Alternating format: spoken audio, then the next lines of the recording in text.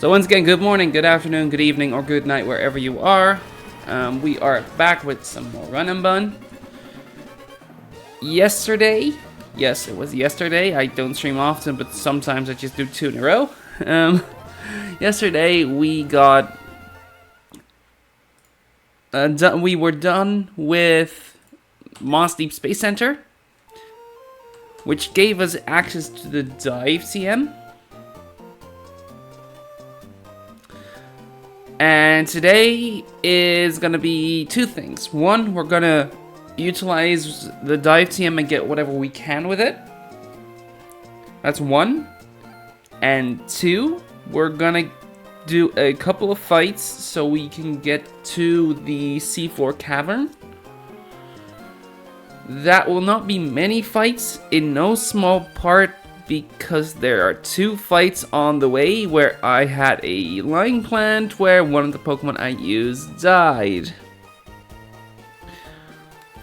If you weren't here yesterday, the Space Stack fight, we saw a risk, and we saw a way to mitigate that risk, or outright remove it, and that was by sacrificing our Sharpedo Courtney.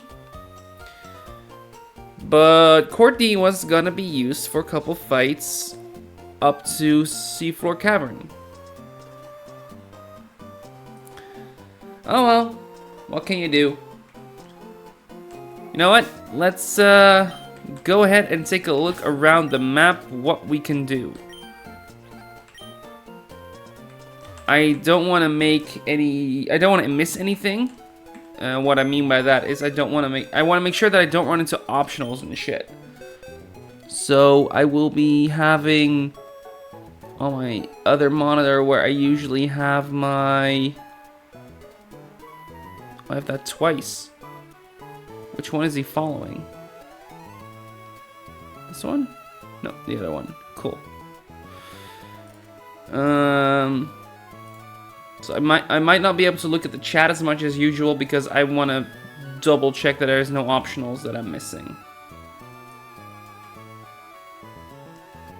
Status. Include optionals. And we don't need to check the specific split. We just need to remove the entirety. We only have 57 fights left?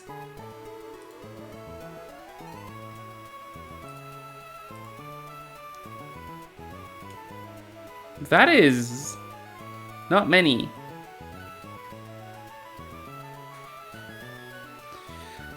In the meantime, actually, there's something cool I can show off, because one of the things that I made sure to make a new window for is our frag list. As everything else is loading, yeah. This is the overall frag list. I figured, like, hey, let's show it off for once. I've not really shown that off much yet. Let's do it. As you can see, obviously your starter is first place, and Hamilton is second place because of course he is. The big one, honestly, is Ingo Sneasler here, who has been third place. Solely from the last split. He came to so many fucking fights. Like, you can't really read this well, but Sneasler here is, make sure that I do it right, 44, so let's look for 44. You can see he came to like 90% of the fights. There's 3 fights here where he didn't come, there's 1 here. 1 there, 1 there. There's like the total amount of fights where Sneasler was not present is like 15 out of the 40 something that's there in total. Sneasler fragged 4 on Chip. Chip, that is Rune Maniac Chip, yes. Rune Maniac Chip. I need to look at him up real quick, but yes, he did all 4 there. I believe it was just a sweep. Chip, that was the guy with I had to do Letty and Encore Tailwind nonsense for Guts Gonk to take that. Huh. I think I did like a Volt switch into from Armaldo to Sneasler or something, and then CC'd from there and KO'd all 4. Something like that. I don't remember the exact line, but it was something along those lines. It was like chip the Armaldo and then CC, CC, CC, CC, because Life Orb CC is a hell of a drug.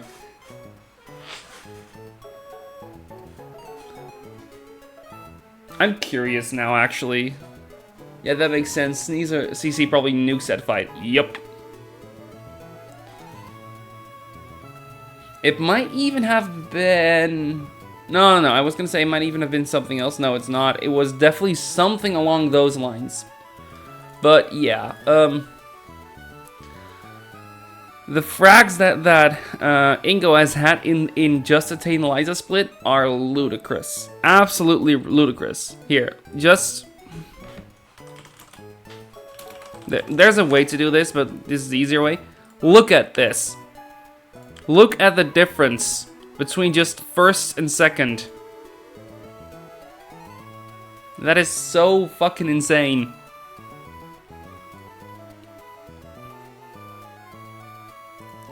Anyway, I think everything should have loaded by now, and I wanted to make sure that I want to filter out the ones that were beaten. Oh, he doesn't allow a filter while doing this. Okay. Let's see. Oh, oops. I have some that are stated to have been unbeaten, despite the fact that they're definitely beaten.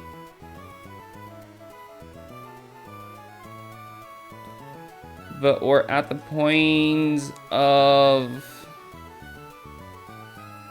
Yeah, we're now at the point where everything's up to date. Okay, so the optionals, because that's the main thing that I want to worry about. But honestly, like, most optionals here are like... I don't know, like water types galore.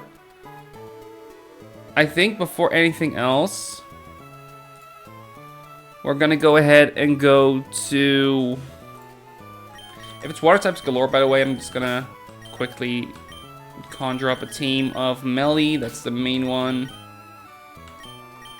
Lana, sure. Misty, probably. Actually, no, Will.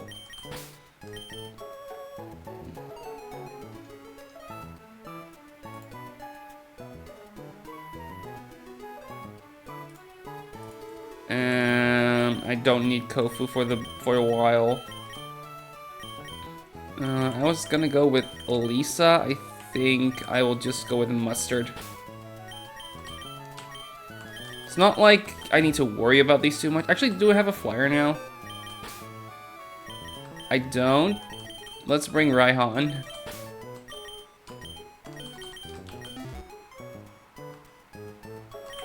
And let's also make sure that the items are all set up well. Yeah, I suppose this is fine, probably. I don't need too many items. I might give them citruses in the meantime, but... So, when we get the Dive TM, Dive HM, rather, there are a multitude of things you can grab. It's mostly items, of course, but there are a lot of them. And the main thing that we're gonna do today is, you know, dive and grab shit.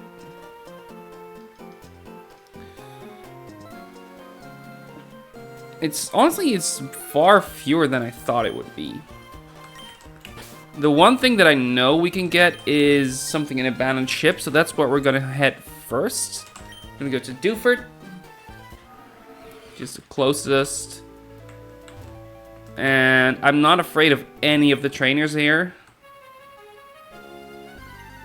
Oops, I don't have my repellents on. Let's fix that. I must just off to sleep while I was drifting in the waves. And you're alive? What? Okay, this is Darren.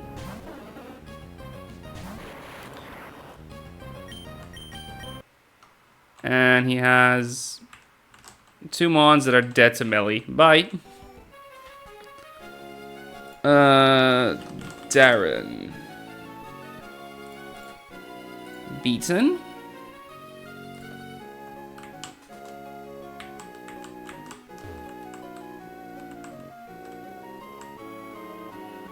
And here it is. Abandoned ship. This is the main one that you want to go to because you can get the scanner.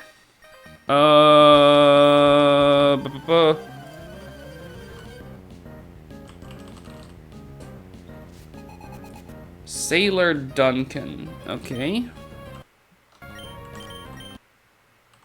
I think there's just 2 thunderbolts and we're done. Okay, it's not, but it's close enough.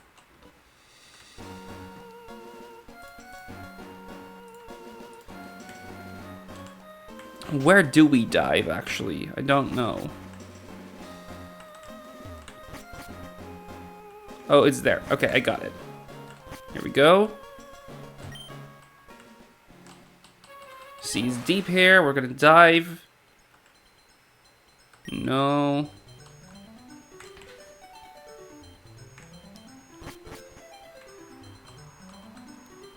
Let's see. Here.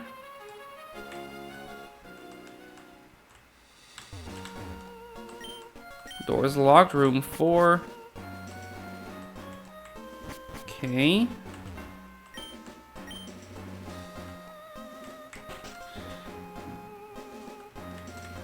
There was an item there here in the back. Key to room 1. I've never actually done this now that I think about it. I don't think I've ever done this puzzle. Water gem. That's the one of the 3 things you can get here, I believe. And just like that, we're in room 1. 2 items and a TM for skill swap. Ooh. But it's bright and shiny, but it's just trash. Key to room 4. This one is probably, yep, figured. This is room 4. And there's one of the trash there. Key to room 6. There was a thing here, but it's just trash. And I think there was one around here somewhere. But both are just trash. Okay. Room 6. It's this one.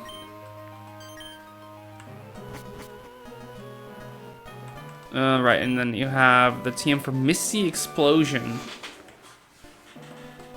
I don't think I will use that, but cool nevertheless. There were a bunch of shit here. I don't remember where, though. Key to room 2. That's the main one I need.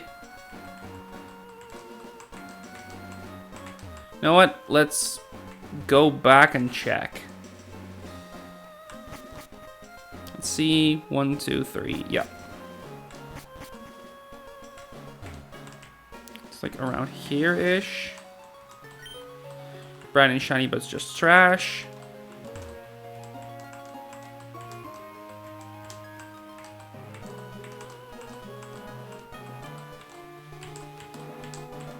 And then there was one thing here. Also just trash. Probably all 3 of them are. I'll double check if there was anything missing. Oh, it's over there. Gotcha. You know what? For the sake of it, I want to see what it is. Probably, yep. Bright and shiny, but just trash. Probably a pearl. Or like a cracked pearl, which you cannot sell. Okay. And then the scanner. That's the big one. I probably can use the escape rope. Yeah. Escape rope now. Was there anything else there? Does anyone know if there's anything else? Got the water gem.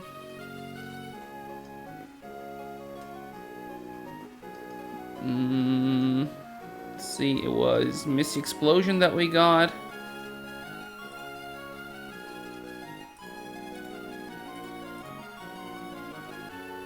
Orginally, you can get there. Skill swap, you can get there. And that's it. Yeah, okay. Requires dive.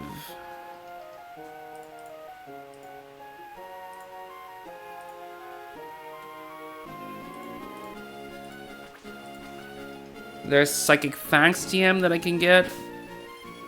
I believe I've done everything over here already, so I can fly back to Moss Deep. Get a heal in.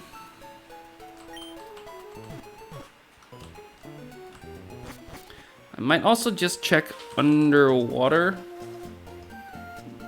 Yeah, there is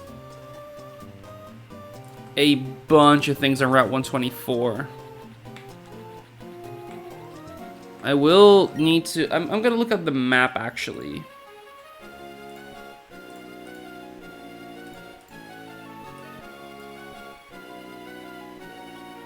Let's see, the map. All maps. And then we need Route 124. Okay. There's a dive spot here. With a heart skill. There should be 5 or 6 heart skills that I can get now.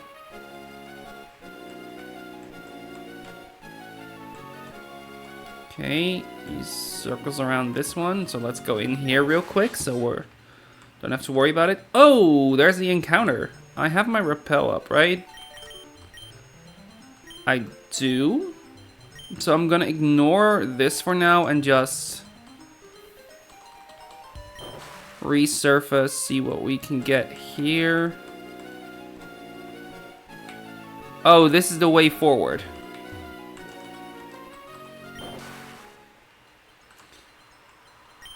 I've not equipped yet to get them on here, so I'm not gonna do that yet. So we're just looking around and seeing what we can find item-wise. A big pearl, goodie. Actually, because I know Big Nugget is bugged for fling, I don't know what else there is in terms of fling shenanigans. Let's see. Nothing here, but there is one on the other one. Like here. See? And that is a pearl. Okay.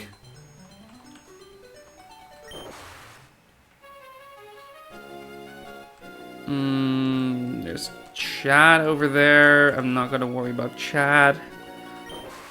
This is the way towards that Psychic Fangs TM.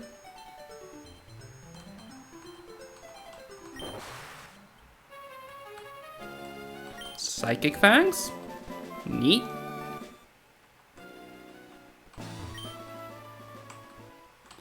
And down we go. The diving surf speed is so slow, by the way. So annoying. Okay, he goes left to right, so I can just kind of safely do this. Dive down. Oh, there's an item here. Another heart scale. I should, once I'm done here, I should have 6, I believe. Oh, this is quite a long one. Pearl string. Cool. Here, going up here should give me... Yep, this is another heart scale. I found the main area of the diving, I guess. No, I don't want to go up yet. It looks like there's something here, right? Maybe there used to be. If I go up there, there should be nothing. So I can just go back up. Then there's Chad, like, up there. Yep. And we can go back down here. see. I found a pearl. And here, there's nothing from what I can tell, but there should be something here. There should be another heart skill over here. Okay, I found 4 heart skills now. How many am I supposed to have? 4. Just 4. Okay, so that checks out. 1, 2, 3, 4. I found the Psychic Fangs TM. Let's also tick that off. Route 124.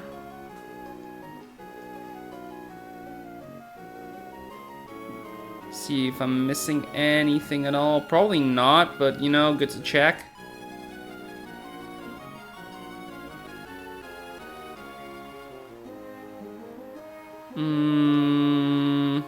No, looks like that's it.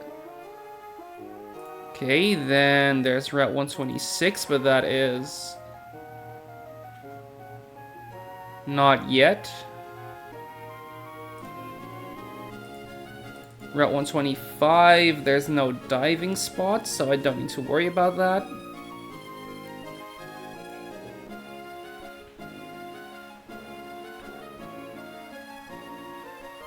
Okay, so not much else to grab. That was surprisingly tame.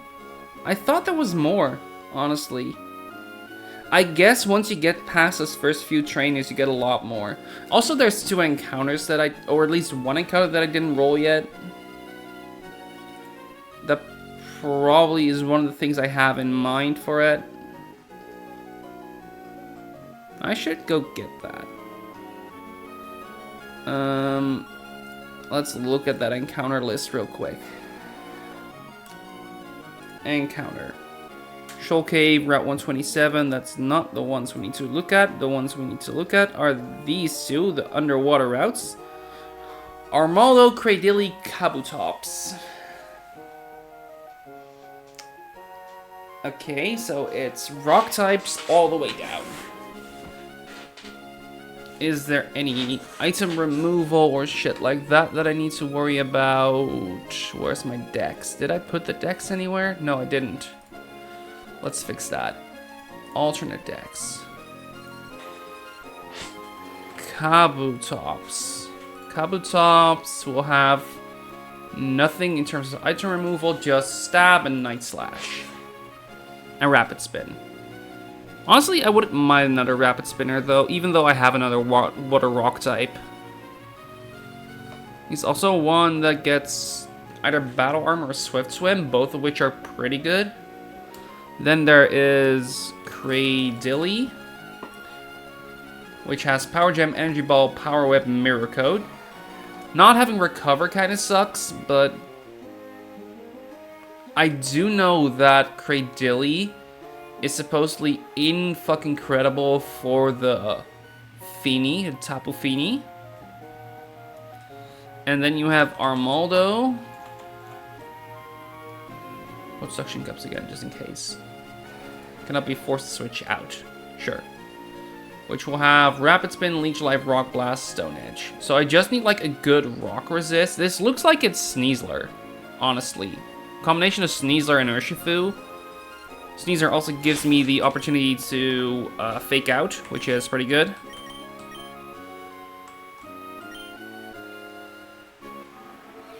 And they're level 72 off the top, yeah, that's it, right? 72? 72. The one issue, by the way, that I noticed... Wait, no, never mind. I was like, oh yeah, for Sutopolis City, I do need, like, Repel Manipur.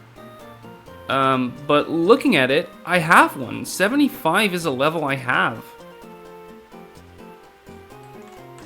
So that's neat. That's neat. That's nice.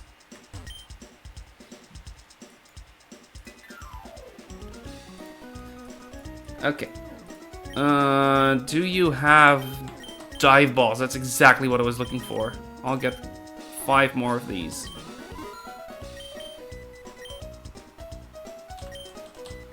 Okay. Cool. And then let's get the team that's probably best for getting the encounter at the bottom of Route 124. Because that... Route 124 and Route 124 underwater are separate encounters altogether, right? It's not like you lose out on your Route 124 encounter because Route 124 underwater is a separate encounter location, right? That is correct. Yeah, but for both Route 124 and Route 126, and both of those are separate themselves as well. It's not like underwater is one too. So that is cool. That's neat. That is good to know. Thank you, delivery guy, for confirming, by the way. Ingo. I'll bring Misty over Lana. No, wait. No, I need to bring... Rule them as separate encounters because of different met location. Yeah, no. The general rule of thumb with this, with Nuzlockes like these is if it's a separate encounter location, it's fair game. That's also why some people believe that you cannot have more than one trade encounter because met in a trade is the same across the multiple trades.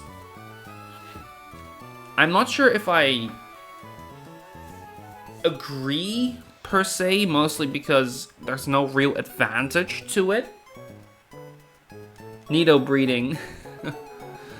Yeah, technically you could do that, though if you then fail, you just kind of, yeah, like have bad luck, I guess.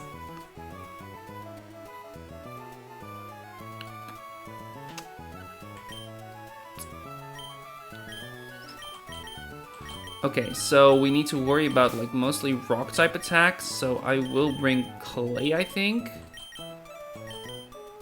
Will is not. I'm gonna bring I'm gonna bring Wallace. And Ramos is a fine enough keep, I think. So long as it's not explicitly Armaldo, he works well here, I believe. I don't have any, like, status-inducing moves anymore. Yeah, I have one in Elisa. You know what? Let's bring Elisa just in case as well. There was no ground type damage, so that's fine. I'm not gonna bring Misty then, because Misty is not quite as good here because they're all rock types.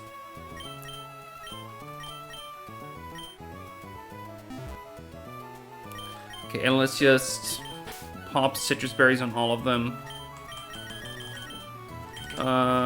Berry, citrus,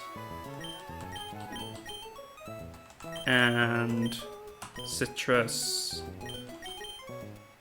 and citrus, and citrus, and a... Let's spice it up and let's do a citrus. Okay, let's get it. I figured with this low energy start, I can just kind of keep the playlist up. If it's annoying people, by all means, let me know and I can just, you know, swap back. I should pre-burn Milo, shouldn't I? Hearthstone music. Among others, yes. There was a period of time where I was very much into Hearthstone, and the music there is perfect for, like, make me nostalgic. I used to grind Arena. Ooh. I was more of a ladder player, but I also really enjoyed Arena. Honestly, like, I sometimes still boot it up just for Battlegrounds. Mostly because, like, the gameplay of the current generation of cards is not really interesting to me anymore. But I've enjoyed it for years. Like, genuinely, I think I've played from 2016 to, I want to say 2020? Like, quite frequently, too. It was, like, my main game for a couple of years. Okay. Repel off. Let's see what we can get. Who's our lead? Ingo. That's probably fine because he can fake out. Or is fast enough to run whoever we get. There's one dupe here, and that's Delmai's. We can just run from that. It's too expensive for me at this point. You don't need high rarity cards for good decks anymore, but I enjoy deck building, and Legends are too expensive but fun to use for that. Yes, I know. I love playing with Yoxeron at the time. I like, just like, not for high rank or something, but just shooting the shit with a Yoxeron at the end. Awesome, so fun. I was looking away. We got an Armaldo. Armaldo is probably pretty good. Okay, let's start with a fake out, because I could just do that for free. BA guy is pretty good. Yeah, no, having an extra battle armor guy and one who's not like quad weak to something like most are, it's pretty nice. Okay, let's chuck that dive ball, shall we? Let's see, this should just work. Just getting the ball. Just getting the ball. Damn it. Stone Edge. Oh, that is surprisingly high amount of damage for a resisted move. You know what? I can poison jab here once. See if I can poison him. Stone Edge again. Yeah, that was kind of what I was afraid. Afraid is a big word. What's the moveset on this? Just checking just in case. It is Leech Life, Rock Blast, Rapid Spin, Stone Edge. Gotcha.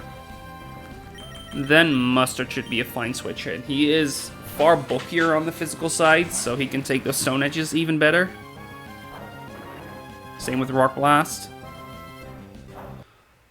Okay, let's chuck it again. Dive Ball, get in. 1, 2, 3. Got it. I don't like that they did this with this song, by the way. That they put this bit at the end. Just make it the standard song. Come on. Armaldo get. That's cool. That's awesome. That's nice. Yeah, why would they put the rope bit in? Exactly. It's no need. There's no, like, if you want this as background music, you don't want that. That just stresses you out. Also, it doesn't fit with the rest of the song. Whatever. Armaldo. What's the nickname for an Armaldo? I need a gym leader or otherwise very popular guy. I don't have Aaron yet, but Aaron doesn't really fit Armaldo. I know Steven has one, but I feel like Steven you can kind of save for Steel type. Have I used Bugsy?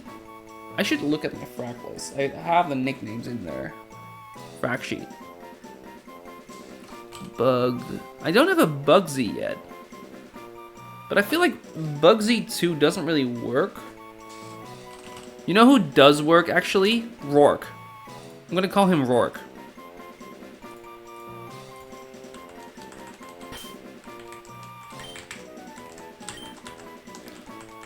Rourke. Welcome to the team, Rourke. This was the most likely outcome, to be fair. But it's a fine outcome.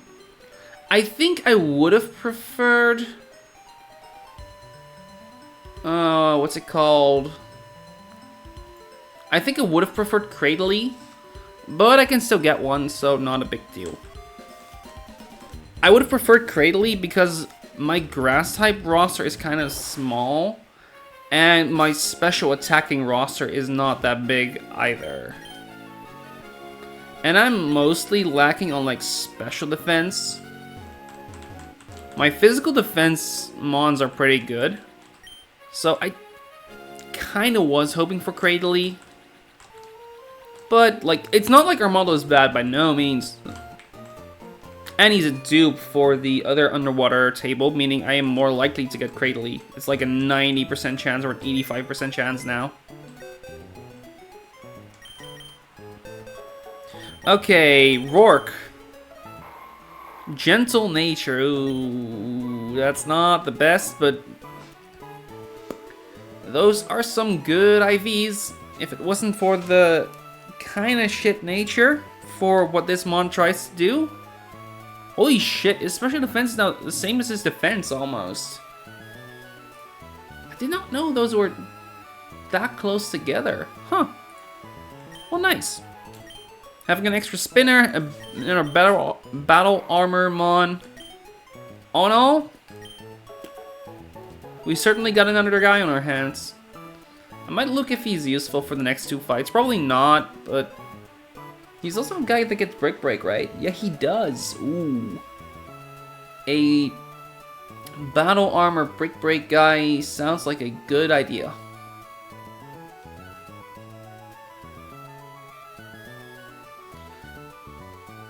Okay. Oh, one sec.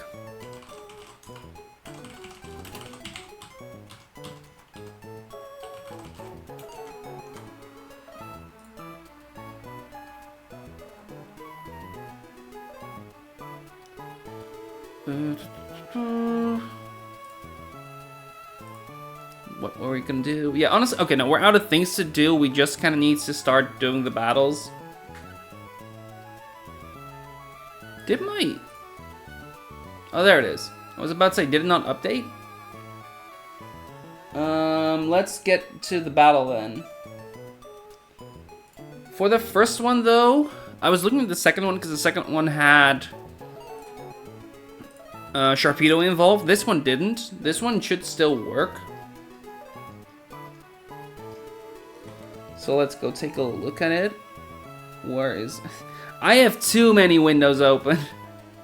You kind of have to make sure that everything gets captured, but it's so annoying at times. This is the one I need.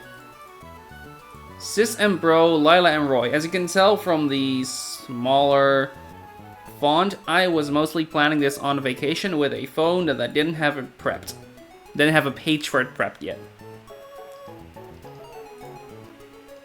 So we're bringing 6 guys. He is 81 now. Yeah, he's 81 now. Okay. So, for this fight, we need to bring Dragapult, Caress, our Basculegion,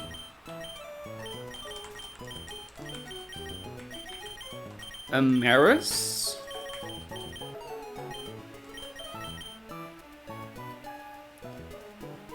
who am I missing? Oh, Kofu, of course. And finally, who am I missing? Oh, Mela. Okay. We take some items away because we don't need them. And this one is going to be all about doing damage. Take this. There's one thing actually we can still do, and I will be doing that in a little bit. First off, we need a Life Orb, specifically for Raihan. Life Orb. We need Kofu to have a Rostberry. Right, I remember this. We're gonna see Kofu take a kill. We need Soft Sand on Amaris. They need a sword for this. They so need like a sword functionality for this. And then we need 2 choice bands. And for those unaware, 2 choice bands, I have none. How are we gonna do that? There are so-called scanner items in this game. If we're gonna go to Slateport, we can go to Captain Stern. who is over here for us. Welcome back. The choice specs of here. Do you want to exchange for something else? Yes, we want a choice band. That's one of the items. We got that from an earlier fight. And because it knows that we have one already, he doesn't see that we have the scanner, but we do. So, the choice specs of yours. What?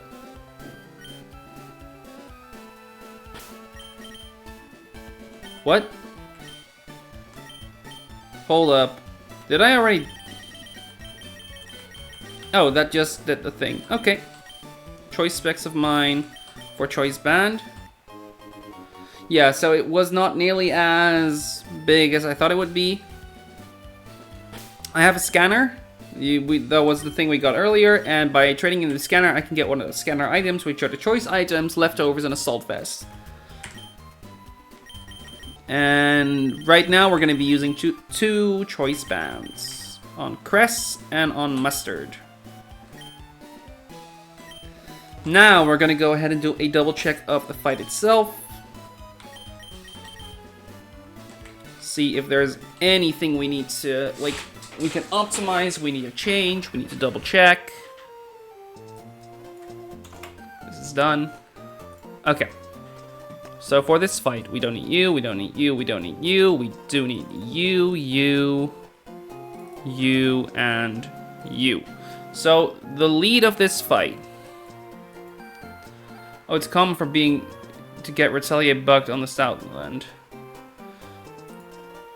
Retaliate bugged, remind me, what's that again?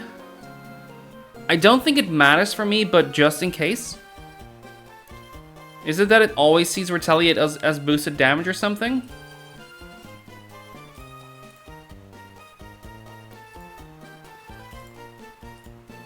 I'm gonna look it up myself as well. Retaliate. Deals double damage even if a teammate fainted via indirect damage. Ah, is that the one where if it does chip damage, it gets the retaliate a turn later? Show boosted somewhere. Yeah, retaliate deals double damage even if a teammate fails via indirect damage. Falls via is fainted via indirect damage. Also, if you know where this song is for, you're gonna get bonus points today. Because this is a far more niche one than everything else on the list. Most things on the playlist. But if you recognize this one, you're a true guy. You are a true person. You know ball, or whatever the kids say these days.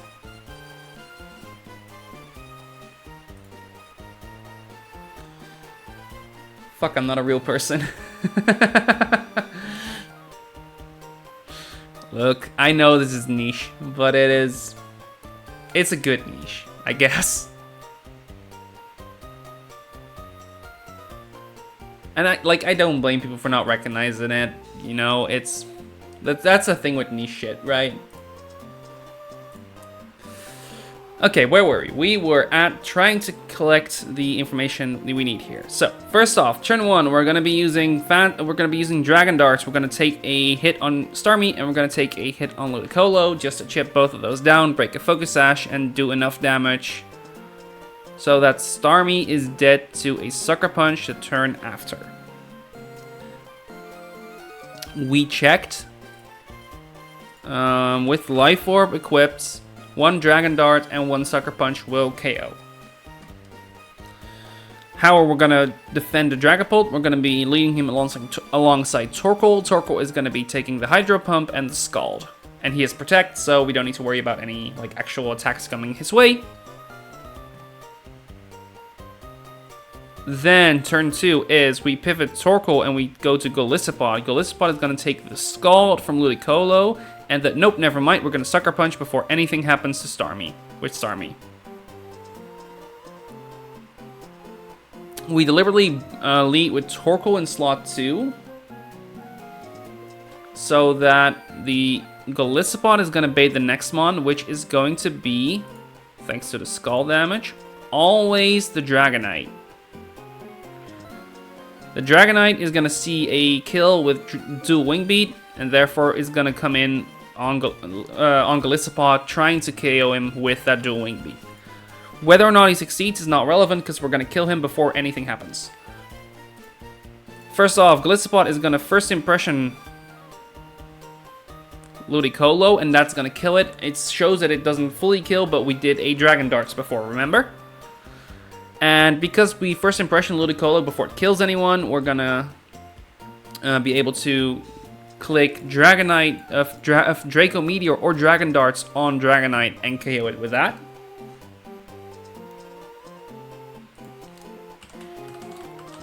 And Pulse is going to bait the Stoutland. Stoutland is going to see a slow kill with Retaliate. And Golisopod is going to bait the Lantern, who sees a fast kill with Thunder. As a matter of fact, because we took that Scald, Retaliate sees a fast kill into Golisopod as well. This brings us to our next switch, which is going to be Excadrill. And in the meantime, Dragapult is going to go to Urshifu, who is Choice Banded. That Choice Band is so that we can take a kill on the Lantern, is what I have written down, but I don't actually need to. But regardless, Lantern sees a kill on either Mon, and I have written down Break Break. Why do I have written down Break Break? Oh yeah, Break Break, then KOs Stoutland, and Thunder and High Horsepower KOs the Lantern. That's what we have the Soft Sand for. And then Blastoise comes in and is going to try and kill the Excadrill, but never the Urshifu. That's why we use Brick Break, not Close Combat, because Brick Break means we don't have our defense dropped. And then Excadrill is going to go to Basculegion. Basculegion can take the Fake Out, the Focus Blast, the Muddy Water, and even the Icy Wind if that is going to be clicked. It's probably not, but just in case. And we can finish off the Blastoise with a Choice Band boosted Poltergeist. That's why we bring in Basculegion specifically, so in case Muddy Water results in an accuracy drop, we still don't care because Poltergeist always hits. Same goes with Urshifu, we have a Brick Break, and if he somehow goes for a Fake Out into Urshifu, we can use the next turn Brick Break plus Poltergeist to guarantee the KO. Okay, this looks good, this looks fine, we should be ready to go. I don't think I missed anything. In terms of baiting, I'm going to double check the baiting order. I'm going to check that there's no like, oh oops, he still can click Protect kind of thing. No, that's the only Protect on the field. He cannot click Fake Out because Torkoal is dead to Scald and that's a fast kill. And Dragapult is a Ghost type, so we don't care anyway. Here, there's no Thunder Wave shenanigans, even if their word's not relevant, because he's gonna die before he can do anything. Same with Stoutland. No, not with Stoutland, but Stoutland will be taking Excadrill. Will be 1v1ing Excadrill. I do need to check. I have Excadrill written down as level 89, because that is exactly enough to live a crit Retaliate. And that is true, and that is only true at 89. So we do need to level Excadrill for sure. We are barely slower than the Stoutland, but that is fine because Urshifu takes the kill on Stoutland before Excadrill can do anything, and Excadrill is faster than the Lantern. And we know for a certainty that he's going to go for Thunder, so Excadrill can take the Thunder. And we should be fine. This looks to be good. I haven't missed anything that I know of. And the reason we cannot keep Excadrill in is because he is speed tying the Blastoise. Which is also why he shouldn't ever go for Fake Out into Urshifu. It might at worst be Muddy Water, which could result in an accuracy drop, and that's why we use Basculegion. Okay, I'm certain that what I have is written down is correct. I do not need any pre-damage. I do not need any pre-status. So we are going to go ahead and just start. The only thing I need to do is level. Specifically, we need to level Amaris up to 89. And we need to do a heal. because we used Urshifu before, and now we're good to go. And with that, we're as ready as we can be for the first actual fight of the day. We are battle ready. And let's switch over back to the normal music.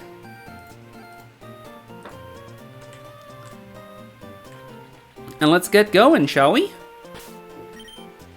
Lead should be Raihan and Mela. I have Raihan written down as 89. That's the one thing I could check, actually. If that actually needs to be 89 or if 88 is fine too. I believe 88 is fine too. Yeah, 88 is just as fine. Just equally fine. Then we are ready to go.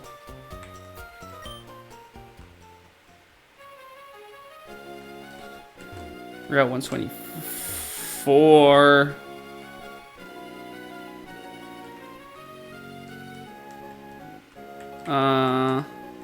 There. And that's the one I need to go into too. So into the sea we go. Repellent should be on. If not, we have a fast guy in the front.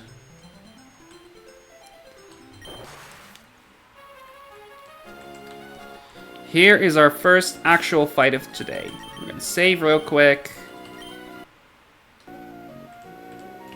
Double check that we have the right lead, the right items. Pulse can be 88 because his damage output is not dependent on it. Mela, no item.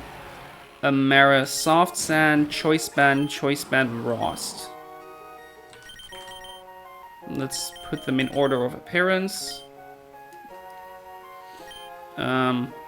Let's properly put them in order of appearance. And I think we're ready. Let's, Oh,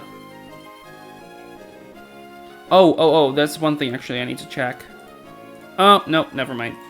I wanted to check if Pulse outsped the Starmie even at 88. That might be the one thing that causes issues, but that's not a thing, so we should be ready.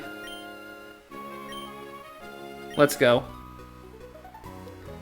Here I am in his seat, but who's with me? My little brother. Let's battle so I won't have to dwell on that.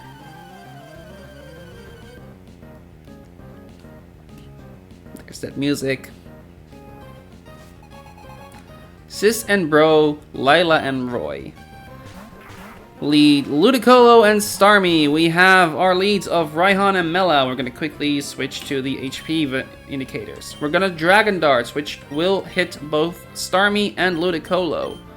Mela here is dead to both the Hydro Pump from Starmie and the Surf or the Scald from Ludicolo. Therefore, we protect, baiting both of those moves and giving Raihan a free turn to Dragon Darts.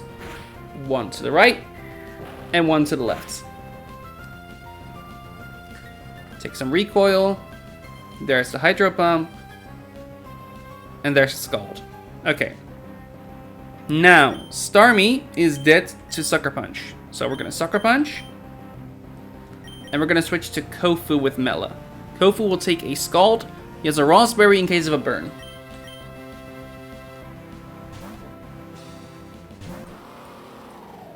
Okay, Sucker Punch. That KOs the Starmie. With the Life Orb, we are guaranteed to KO there. Even with just one hit of the Dragon Darts. Get some experience all around. Scald. There it is. It could burn us, but it does. Okay, it does indeed. But we have a Raspberry, so it doesn't quite matter. Now, Kofu here baits in the Dragonite. Awesome. That is in fact what we have written down. And Dragonite is dead to 2 hits of Dragon Darts or a Draco Meteor. We're just going to do Draco Meteor for safety. And First Impression KOs Ludicolo before it can do anything else. So we're going to take 2 kills here. That's 1. More experience. And Draco Meteor taking KO number 2. That's a lot of experience we're getting on Kofu, unfortunately. That's something we could not dodge in this line. It's not like that is the biggest issue in the game anyway. You kind of want to keep everyone lower leveled if you can. Especially a Glisspot, but yeah, sometimes can't be helped. Stoutland sees a slow kill on Raihan, therefore that's going to be the one that switches in on Raihan. Lantern sees a fast kill on Kofu, therefore that's the one that's switching in. Raihan is now going to switch to Mustard. Mustard can take every hit that is directed at Raihan, which is none, because both of them see a fast kill into Kofu with Retaliate and Thunder respectively. Amaris can take both of those. And barely lives a critical hit Retaliate from that Stoutland. We could not use a Ghost type there, he has Scrappy, so we needed a Rock or a Steel type, and Amaris is really our only reasonable choice. This is part of the reason why he's as strong as it is. And at level 89, even a critical hit would not kill us, we would always have 4 HP to spare. Thunder does not affect Amaris. And now, I forgot to teach my fucking break. Then we're just going to use a close combat instead, and we're going to close combat, and we're going to high horsepower, and that's going to KO the Lantern. And the Stoutland. Lantern sees a kill on both Mustard and Amaris. Lantern has Protect, but because we show a kill against it, that's never going to be a real scenario. High horsepower. Was there anything I need to be worried about by not doing this? Actually, no. Not particularly.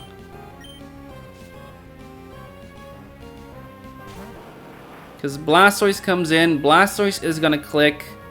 Blastoise speed ties our Excadrill and sees a kill into him with Muddy Water and Focus Blast. So he's going to click one of those two moves, giving Mustard free reign to click Close Combat. And Amaris is going to go to Cress, who can take both of those moves. Close combat. If it's crit, then it's a kill. If it's high, it will never high roll and kill, but it would always have done enough there. He goes for Muddy Water. That is a bit shaky, but this is why. And this is definitely why. We are now at -2. So at 164 HP, Blastoise actually sees a kill into Mustard with Focus Blast and Focus Blast only, giving us an out. We can just switch to Raihan as we use Poltergeist here with Cress. And despite me not doing the one thing I needed to do, we have no issues here. And that is, with the Lumberry hitting Blastoise, we are done. And this is one fight down before we can get to the new route. Roy, it's your fault we lost. Oh, Roy, it's your fault we lost. You're in for it later.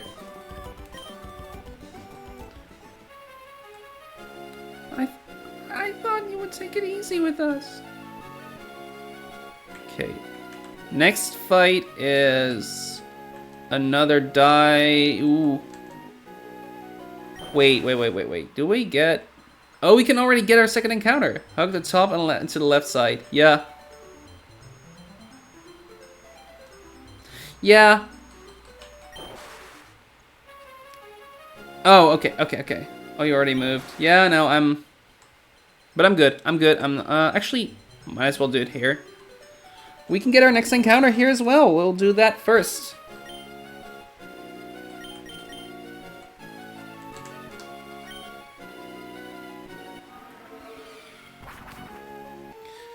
Because it is the exact same lineup as before, except we have Amistar instead of... That is a Mega Arrow fight. Usually people wait for EW to do that fight. Yeah, no, I don't have a Mega Aerodactyl, so why in the world... I don't have an Aerodactyl, period, so why in the world would I do that? Right?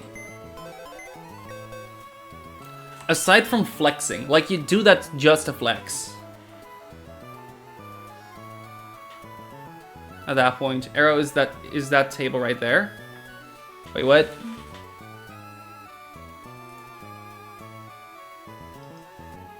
Arrow is the table right there. Oh yeah, Route 126, you can get it in by surfing. Right. Yeah. Question is, do I want one though? I don't even know if I do.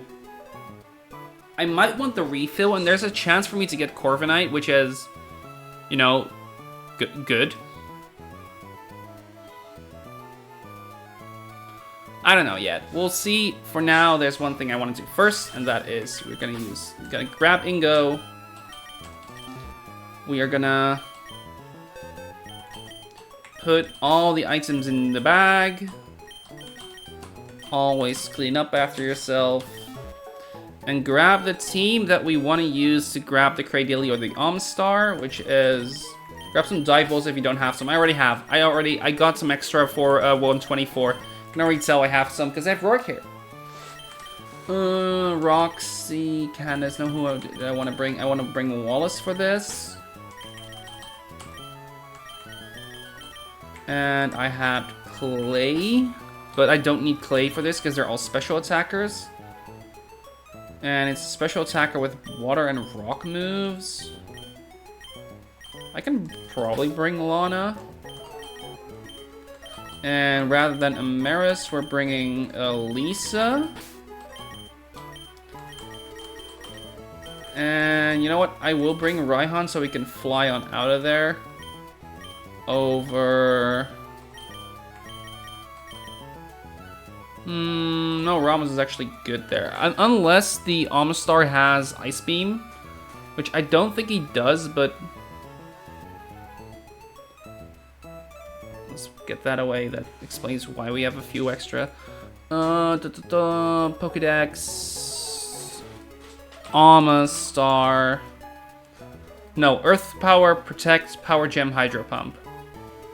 That sounds like a job for...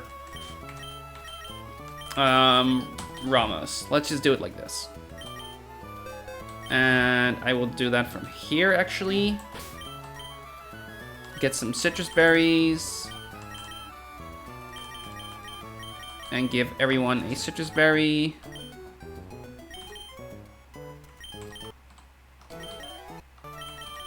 And another one for Lana.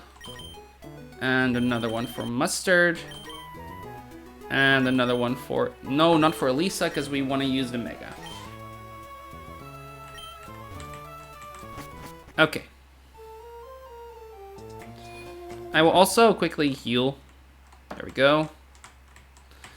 And let's grab it. And then circling over there. Yep. And now we can get through.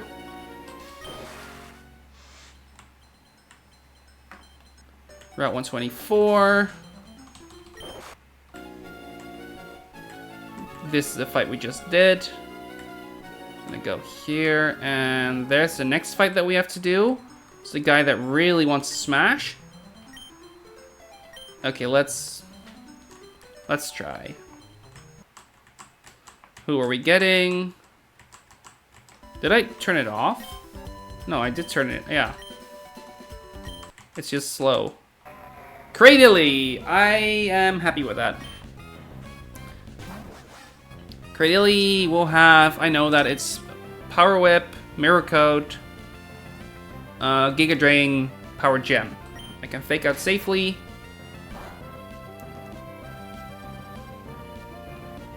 I think I can knock off safely, but I'm just gonna try and throw a dive ball here. One. Okay, it doesn't want to get in yet. See how much that does. Nothing. Okay, I think I'm safe to knock off, but I will double check that. If we have just Ingo at 86, 31 against a Cradily, blank Cradily at level 75, 75 with like no defense.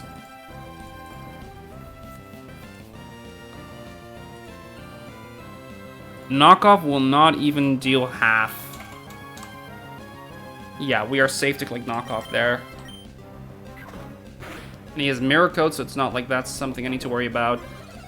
I think a crit knockoff would kill there, so I'm not going to throw another out. I'm just going to throw a dive ball. 1. Come on, just get in. Oh, it's energy ball, not Giga Drain. No Spadef drop, so we're safe to do it again. Cradilly get.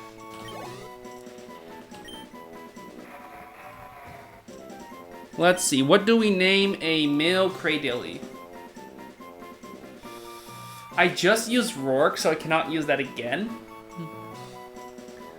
Ramos would fit here, but Ramos obviously is not a choice anymore. If anyone has any good ideas for like a grass or... Steven does have a Cradilly. Yes, but also an Armaldo. And I was like, okay, if there's a steel type, I will save the name Steven for that.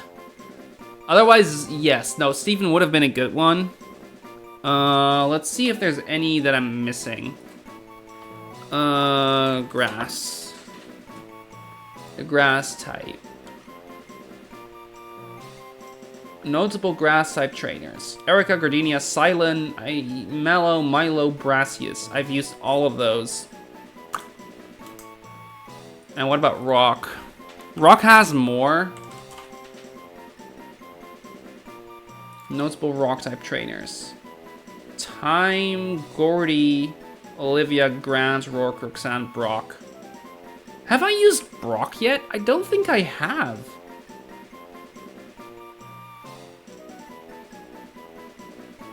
I generally think I don't have. Let me check. I do not. Okay, well then we're gonna call you Brock.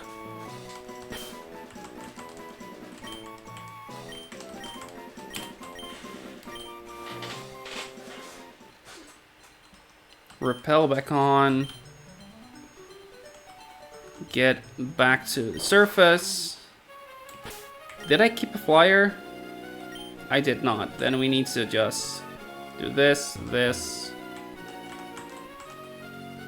Let's get in the water, get out of the water, and now we can run.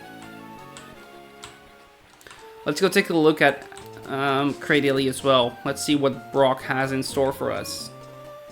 I know the ability, I know the moveset. I was looking for a Feeny answer, so I don't mind having Cradilly. Docile, so neutral nature, and IV-wise...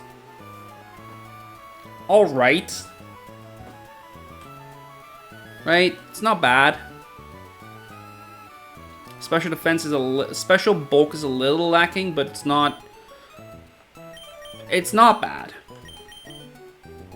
Let's add those two to the frac sheet and shit. Alive.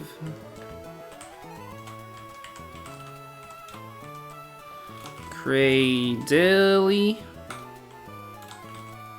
Oh, it's being laggy, of course. Of course, why wouldn't it? Cradilly.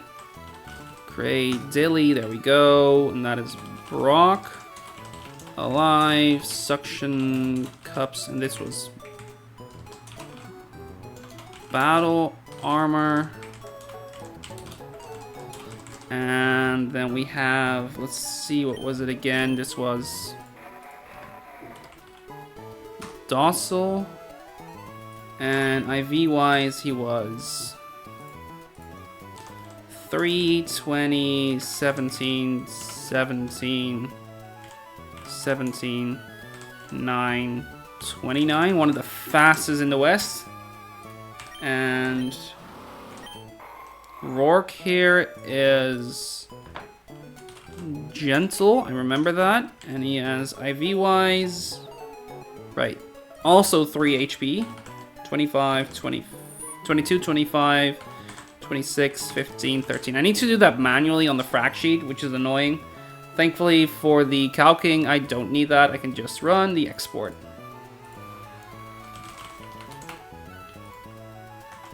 Okay. Let's update the team sheet, shall we?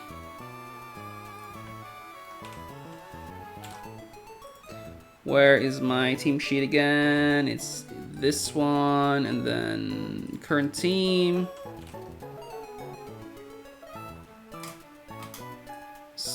Get rid of those citruses because we don't have those anymore, or at least we don't need those for calculation purposes.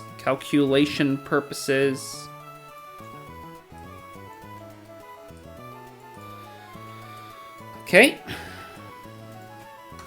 Let's put that guy with the rest of the megas. All one other. Two others, actually. I always forget to, because the export is annoying in that you don't get the megas, so you do need to do that manually, of course. Exclamation mark team, by the way, if you want to also see what my team looks like in detail. And you may want, if you want to like calc along or something like that. Pixelate. Molt breaker. And no guard. Okay. With that,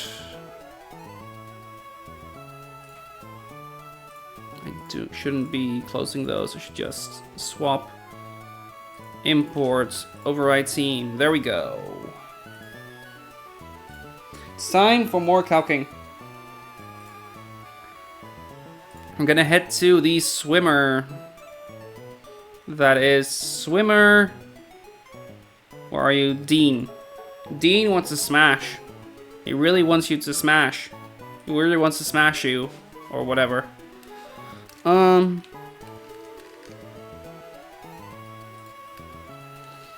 If we run Armaldo, could we use it? In theory, because Rock Blast can do shenanigans. But in practice, no, because we don't live a Stone Edge. Could we use him for anyone else? Honestly, he's pretty good for Turtonator. Not great, but decent.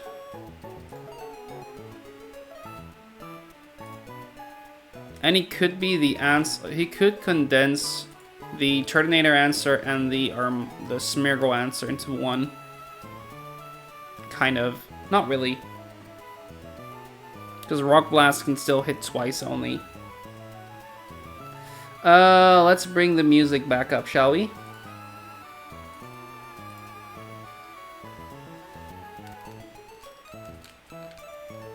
Another of the inspiration games that isn't Pokemon. Okay, Sis and Bro, Lila, and Roy. That's not the one we were working on. Rather, it's Swimmer Dean. I need to recalc that. Let's also bring you guys on over there. Swimmer Dean. Because the old plan, as you can see, leads with the Mega Sharpedo. And I cannot do that. Because Sharpedo, Courtney is dead.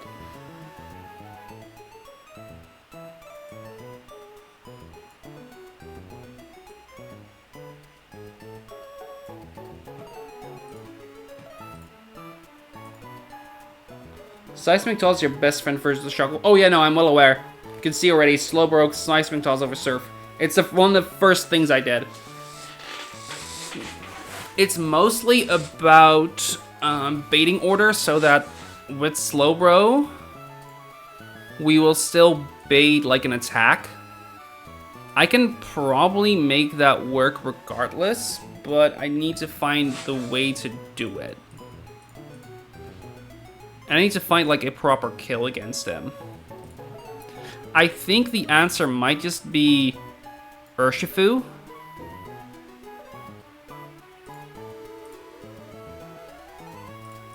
Wait a second. He can take that. I went like a Life Orb. He takes that on, but I already used my Life Orb, but I could use Choice Band. It's okay, there's two things actually. It's the I need to somehow get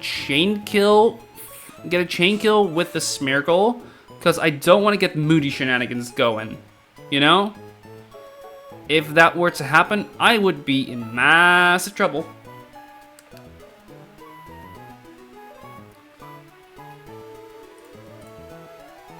So that is like one of the two conundrums. I have a way to do it, and it involves using Dragapult. Dragon Darts kills it, but then I need to find the chain kill. And that chain kill is easier found than done. Right? Because we have Excadrill here who can KO the Minior, but is kind of afraid of anything he does.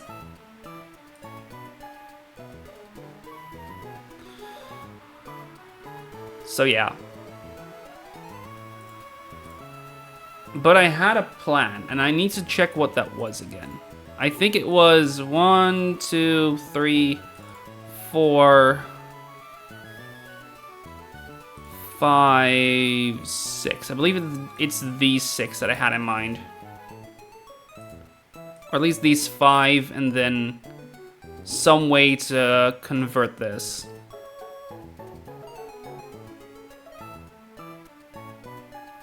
Because with a Life Orb, I don't even need the Life Orb. I need it specifically for baiting so that everything always works out the same. Because Poltegeist shows a kill earlier than Turtonator, and I don't want to have Poltegeist coming in early.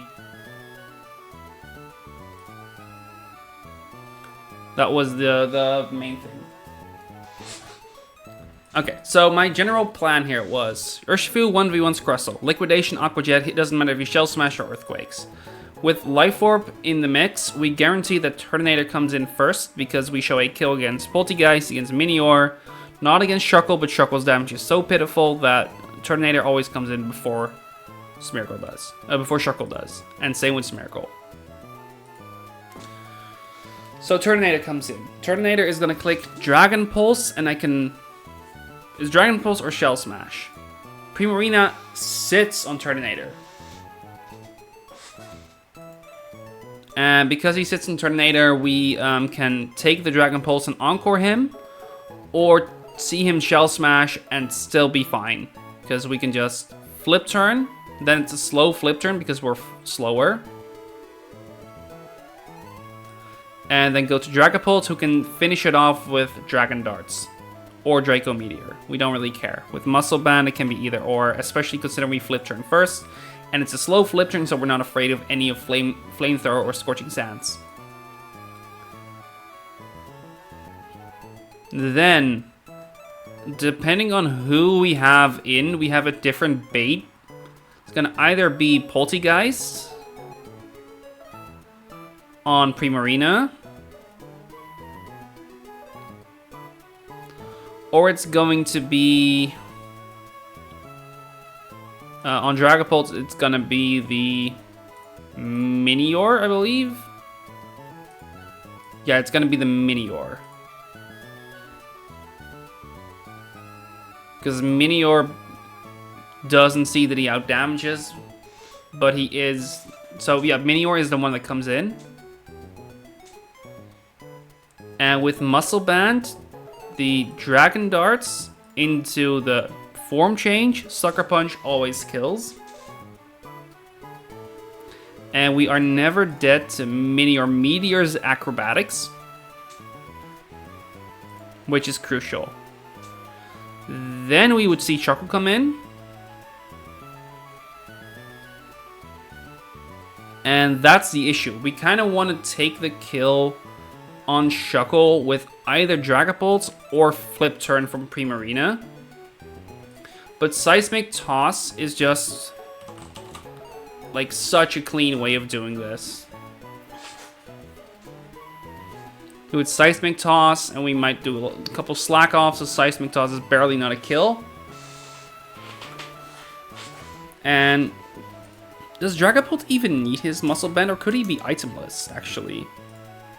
Or was Dragon Darts into Sucker Punch was barely not a kill then, I believe.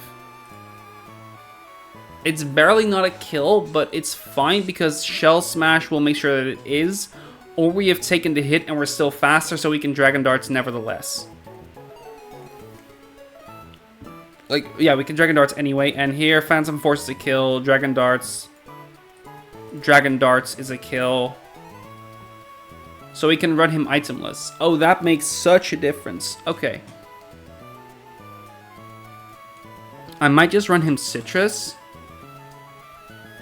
Then I know how to do this, I think. Depending on if he has rest. Like, depending on how rest shenanigans work.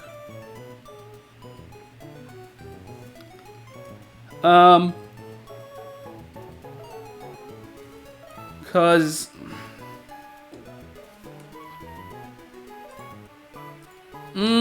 I say that. Is that even true?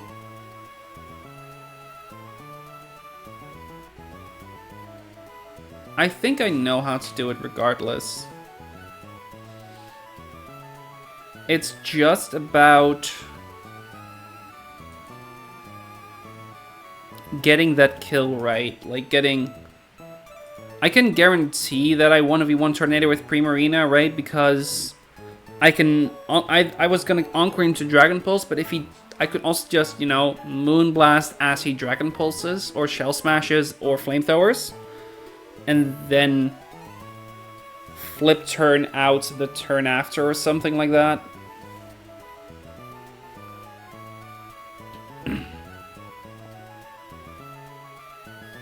was gonna flip turn out, but to who?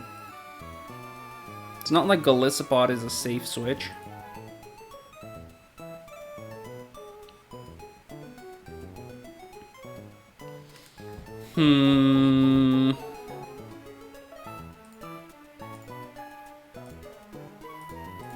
In the same vein, he cannot take the Giga Drain. Okay, so that doesn't quite work out the way I think it does. And I cannot have him take the Flamethrower or Scorching Sands, because that would just screw me over. Both because I can no longer take the Acrobatics and I could get burned.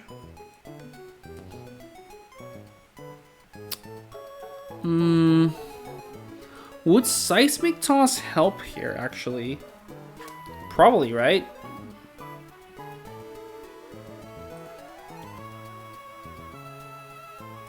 There's a third option, and it is using Hisuian Electrode with a Citrus, so I can Volt Switch on a Guaranteed Flamethrower.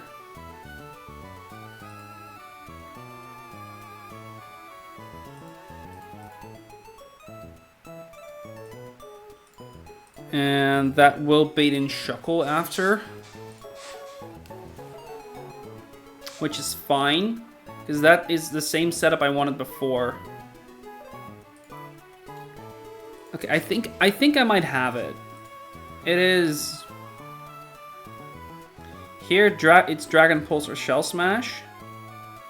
After a Shell Smash, he's not fast on Hisuian Electrode, so I can just guarantee that it's Flamethrower with a Citrus Berry. The turn after, giving me a switch to Prim, and Volt Switch into Moonblast into Flip Turn. Oh, but he could already be faster, of course. I don't like this.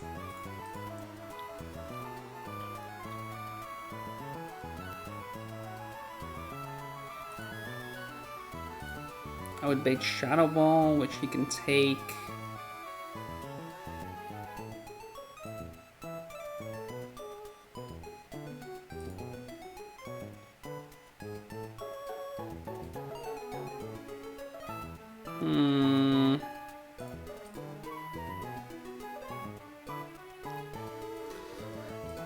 Is the Smeargle that scary for me? I guess is the main thing, because if I can just...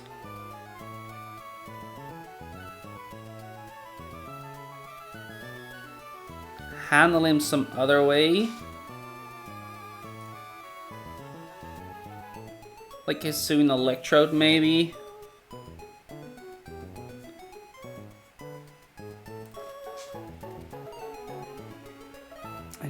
Seeing Electric doesn't quite take every single hit, and he is slower after a Shell Smash, but he can take Spore.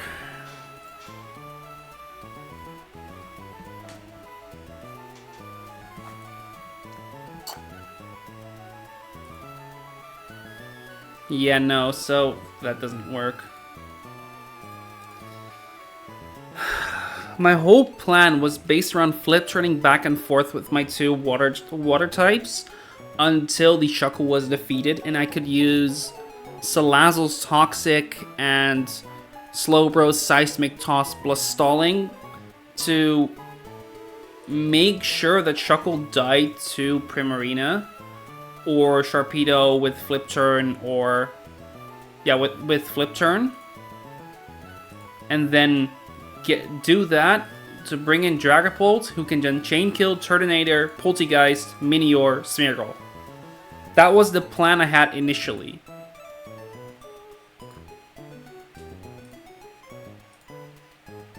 Naturally, that doesn't quite work anymore.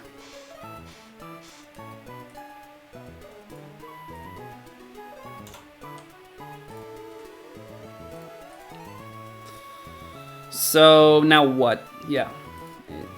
I think the Urshifu lead is still the best. Like, a Liquidation and an Aqua Jet.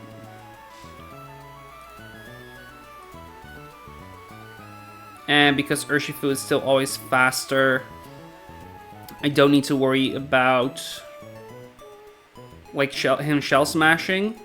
And I guarantee Turtonator comes in. I use Primarina, and I could, like,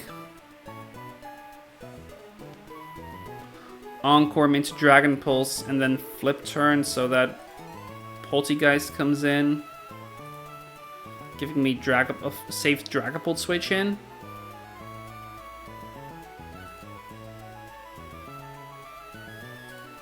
Still works that way.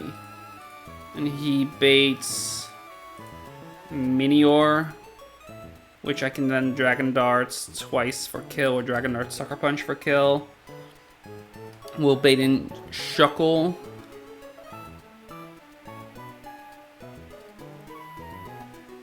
Which I then 1v1 with Slowbro. Slowbro will bait in Turtonator.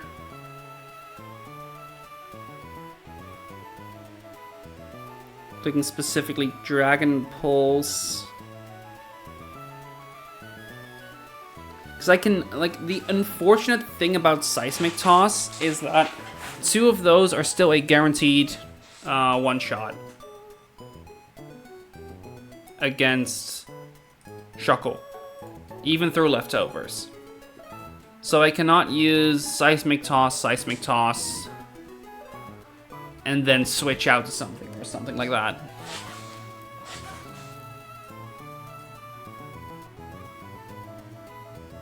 But I might be able to, like, Seismic Toss Future Sight or something.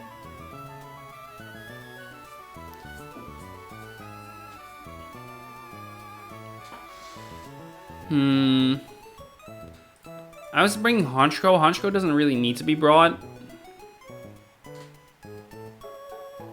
because Honchkrow was really there for a Poltegeist, but I can then just use Dragapult instead. That works equally well.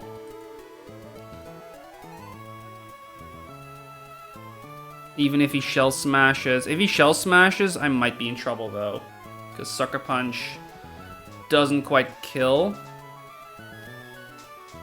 Oh, network error. Am I still online? Hello? Reconnection successful? Am I still here? Are we back? Are we not gone?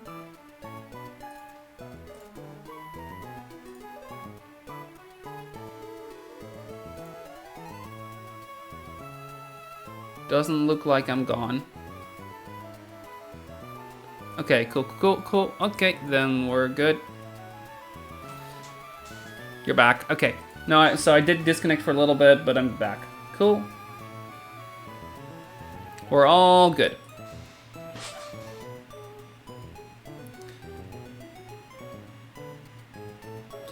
I think with these 5, I should be able to handle... These 4, honestly, handle like 90% of this fight. It's just about getting Dragapult in safely.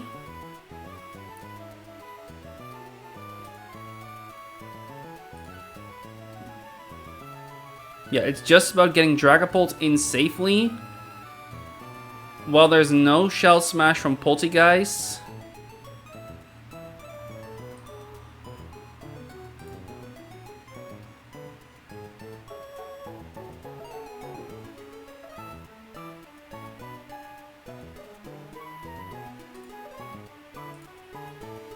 Could I do something with Sneasler?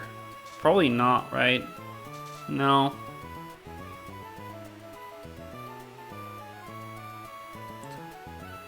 It's not like I can fake out and then use like a Choice Band at Gyarados or something.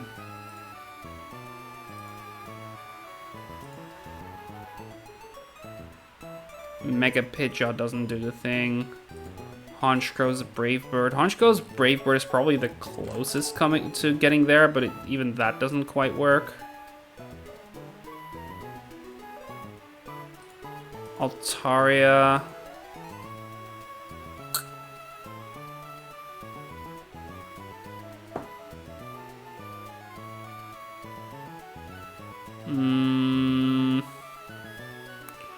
Armaldo is too slow.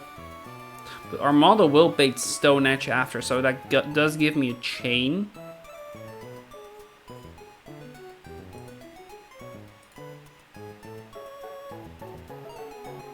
But at that point, I might as well just use Urshifu.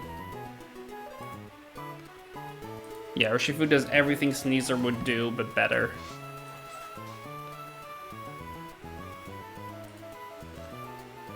I can guarantee a Leech Life instead, I guess.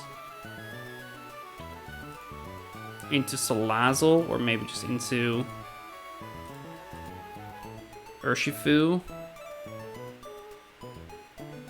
Then I might not even need to run Life Orb, then I could maybe just run Mystic Water. It's a Volt Switch, and then the max recovery he gets is slightly too much. Choice Band? Oh, but Choice Band baits Smeargle right away. That's not the option I want.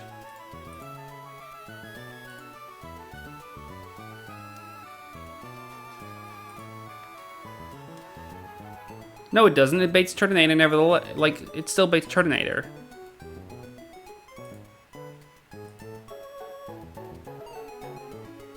Or, like, I still have that Life Orb plan, I just have a little more HP that way, I guess. Yeah, I would just have a little more HP that way. I guess that's an optimization, but it's not gonna solve anything. Could I put myself into guaranteed Dragon Pulse range, maybe?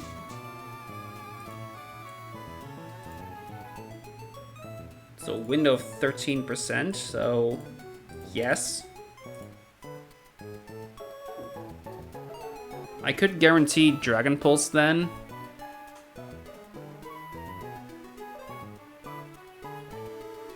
Which might give me a Gliss angle actually, because it's guaranteed Dragon Pulse, giving me an emergency exit to Dragapult, giving me a Draco Meteor that would kill.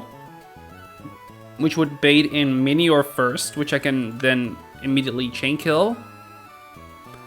Then that baits Shuckle. I don't have an item, so I could just go, but I can still go straight to Slowbro, Seismic Toss him.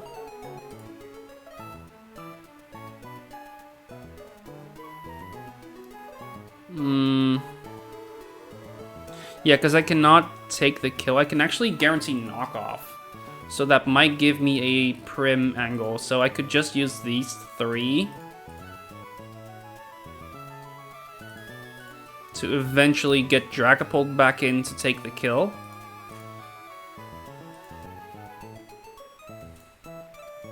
I don't guarantee knockoff though. I could guarantee Shell Smash. No, it's not. No, I'm not guaranteeing anything. just not rest. But because I don't have an item on any of these three,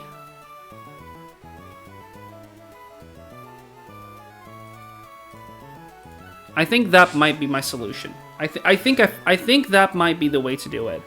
So we lead with Electrode, Volt Switch, so we can Liquidation. It's more a optimization of his HP. Liquidation. Take the kill. Baiting Turtonator. Going for Dragon Pulse, guaranteed Dragon Pulse. So we can go to Golisopod, who takes Dragon Pulse, emergency exiting out to Dragapult, who can KO with Draco Meteor. And because he kills him, he baits in the Meteor, who I can then chain kill with Dragon Darts into Sucker Punch or another Dragon Darts. Baiting in the Shuckle. Shuckle, I can then...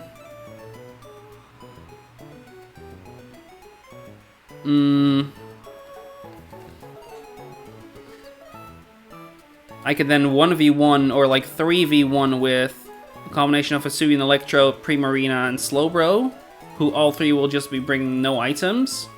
And then just a combination of Volt Switches, Flip Turns, Encore, Seismic Toss, so on and so forth. Good morning, Farope. Welcome to the stream again. I think you caught me at the end, like on the precipice of finding the solution. Did I didn't even level him. 89. I might as well run Citrus on him as an insurance, but I probably won't need it. I guess if that means I can guarantee live a Giga Drain? I should check that.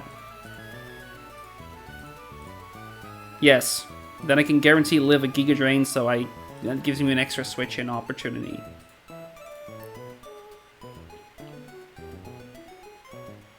Yeah, so Citrus Dragapult, Slowbro, and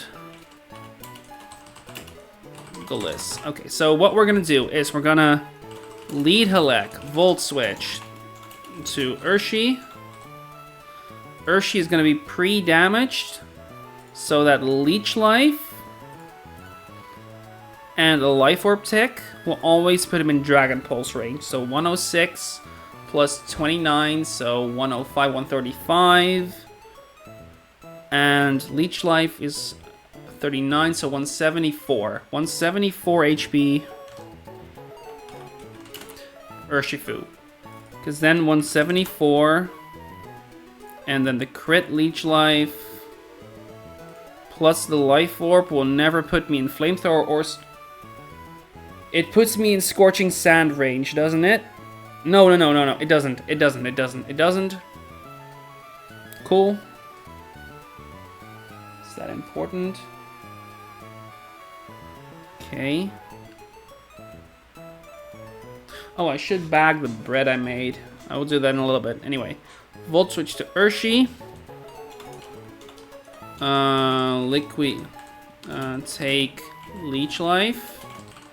Liquid kills. Urshi baits Turd Dragon Pulse. Pivots Golis. And we emergency exit to Pulse.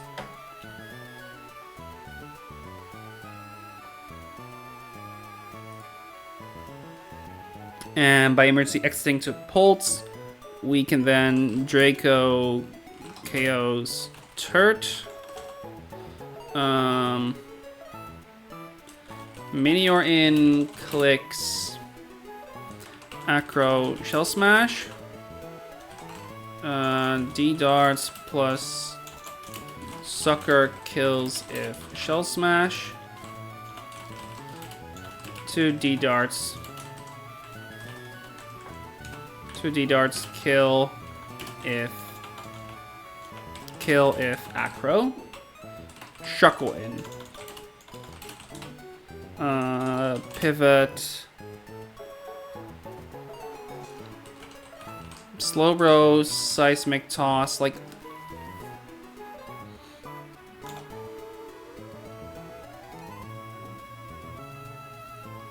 The problem is mostly how do we handle the shell smashes, right? I think we pivot Prim, Encore if...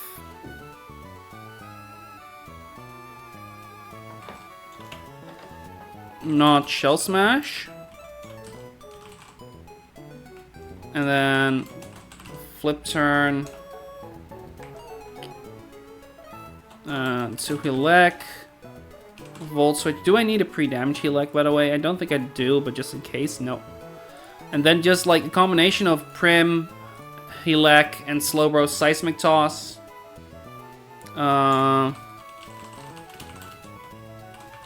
Like, Slowbro S-Toss, and Prim, KO Shuckle,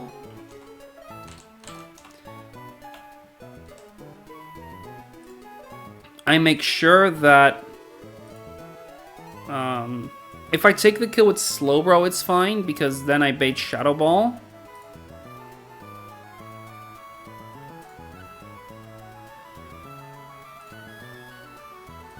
That's honestly not fine.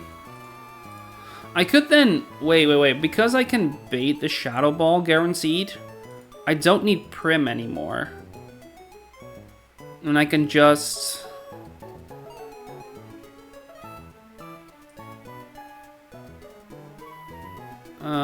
I have a normal type.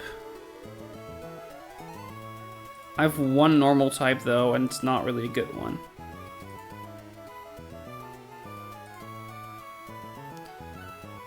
I can use Crook to guarantee Giga Drain, and since Pult lives a Giga Drain, it gives me Phantom Force to KO. That's it.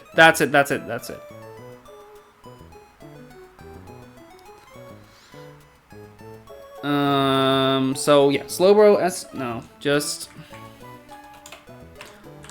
KO Shuckle, stay between, very specifically I need to be with Slowbro between 174, 175, and 236. Stall if needed.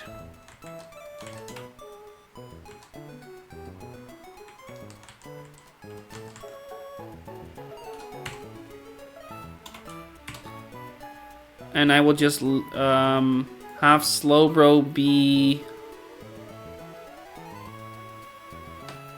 236 HP off rip.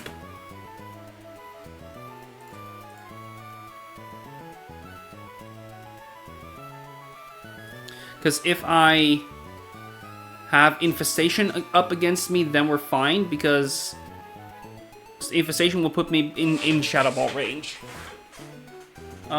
Barely doesn't, but close enough. Stall if needed. Pulsey in, clicks Shadow Ball. Pivots Crook. Pivots Pult on Giga. P4 skills, D dart skills. The only... Okay, so going over this. We lead Hisuian Electrode so that we guarantee Leech Life into Urshifu Rapid Strike, giving us a far smaller window of damage, enough to where we're between the max damage of Dragon Pulse and Scorching Sands. So we can use Urshifu to take the kill on Crustle, baiting Turtonator, always clicking Dragon Pulse. We can then go to Golisopod. Golisopod will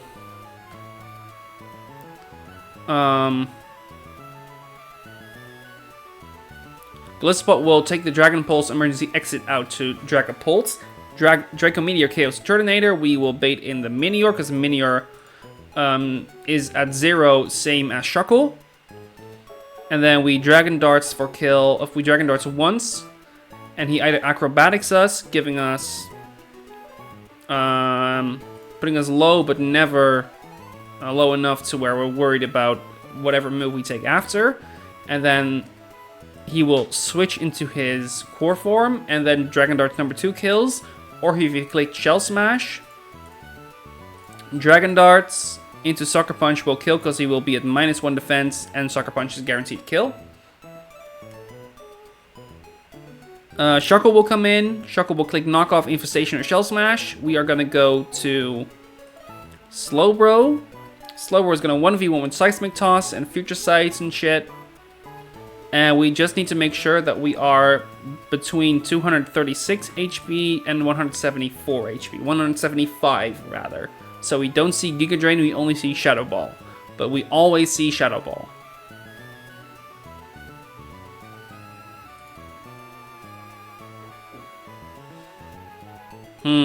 Actually...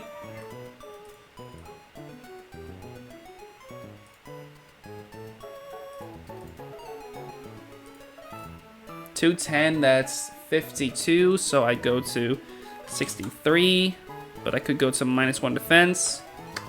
That doesn't quite work. But it barely doesn't. So maybe with 1 extra level it might.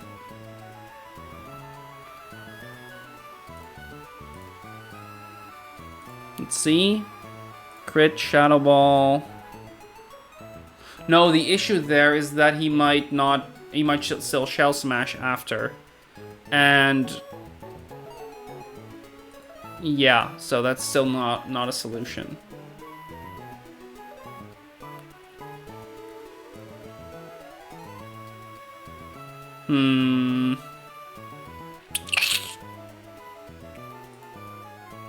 I had the idea of using Honchkrow there instead, but Honchkrow...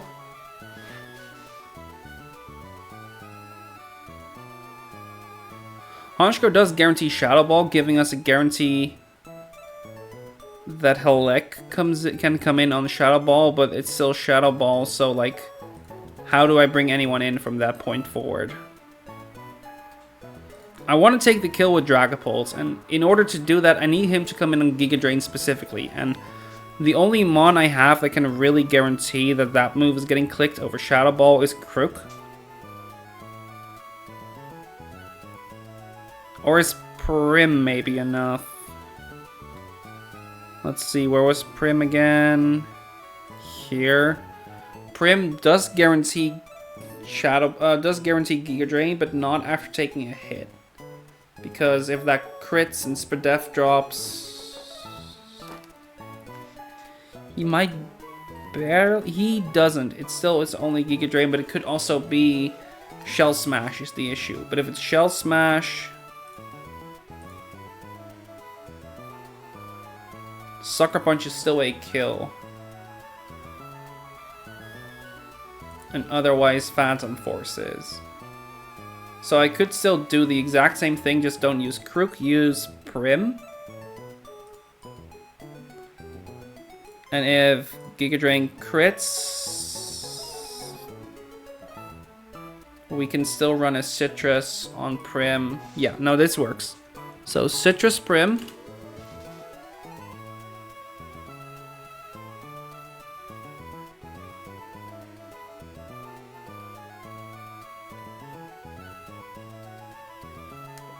One sec.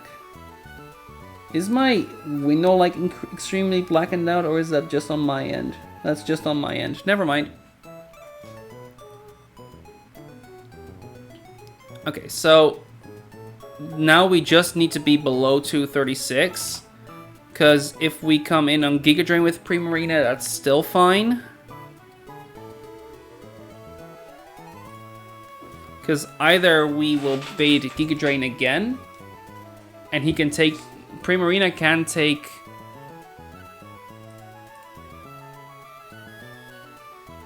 Oh, that... Wait. If I give him Citrus Berry, that doesn't guarantee that I live another Giga Drain.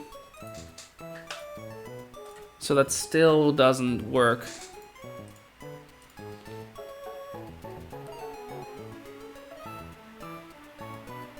Could Sneasel run like a multi-hit move, maybe?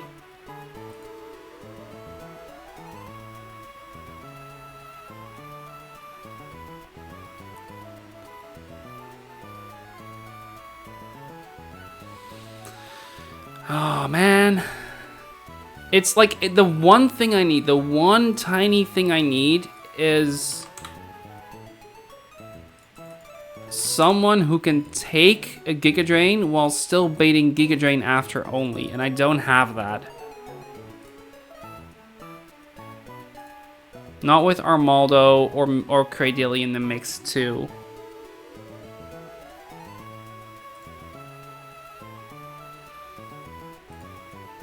Milo?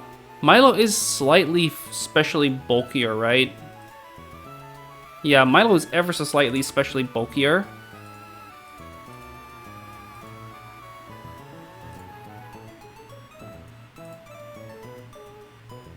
But then I cannot flip turn.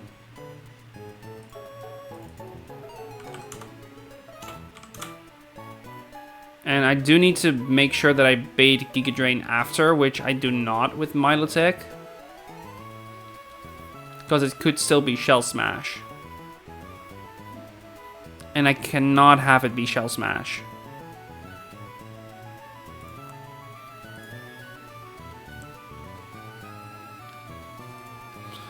I think I just need to do the whole get between those two HP values thing. If I can make that work, it's easy with Crocodile, because I guarantee Shadow Ball, and Shadow Ball will only ever bait Giga Drain after, because I show a kill on him.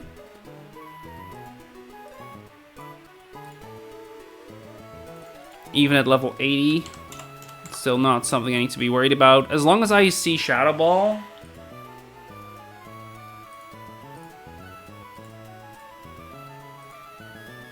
I need to be level 81 for that specifically, actually. 81.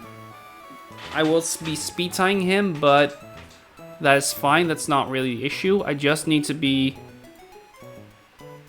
not dead to crit Shadow Ball's special defense drop into crit Shadow Ball. Into Shadow Ball. Which is at 81. So I don't bring Prim, I bring level 81 Crook. So Pulsey in, click Shadow Ball, pivot Crook, pivot Pulse on the Giga Drain, Phantom Force kills, Dragon Darts kills the Smeargle. Okay, let's just make this work. I may need to stall a Fuckton with Slowbro. If that's the case, so be it. We are pre-damaged for it. We should be fine, hopefully.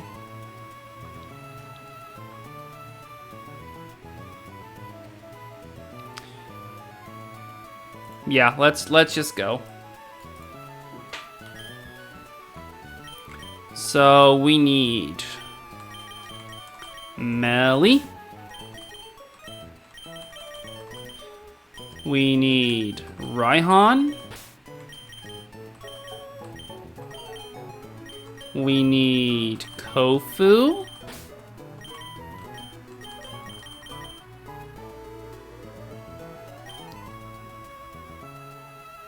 We need, who am I missing? Will.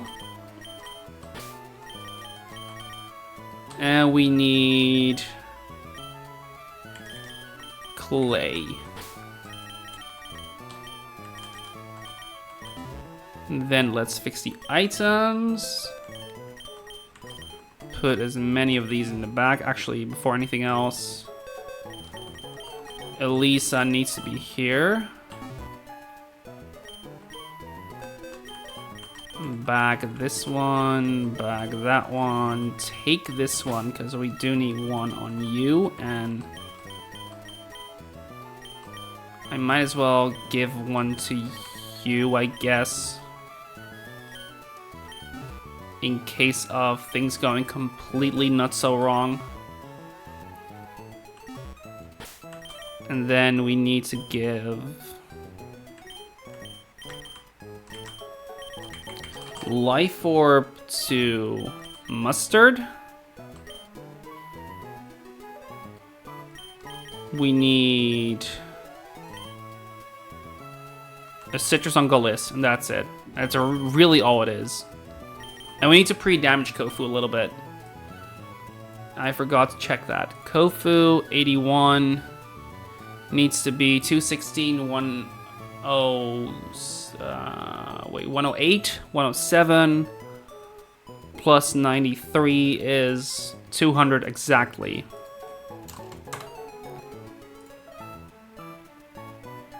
Yeah. I will give him a citrus berry just in case, but I might not even need it. Let's run the script real quick. So we do the pre-damaging. It is pre-damage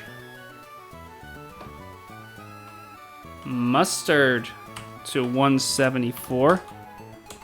Another one. If you know this song, you know ball.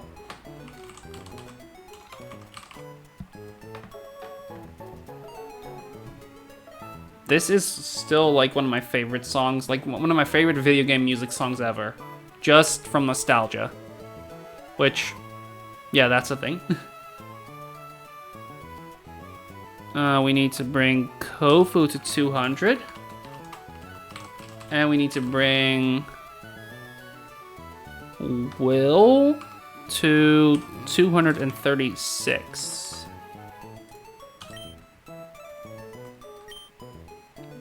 Should I burn Will? Would that help me?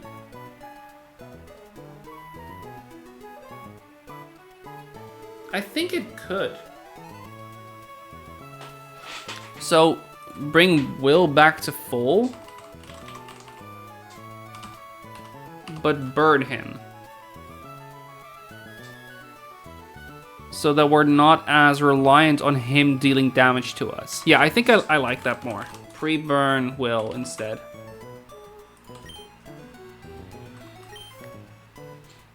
There we go.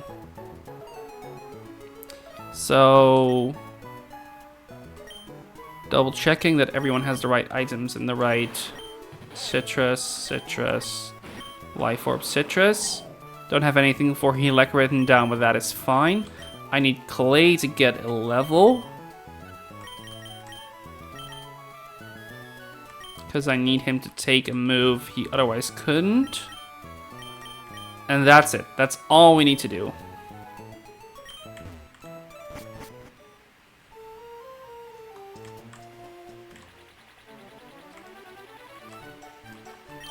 Okay, as ready as we can be.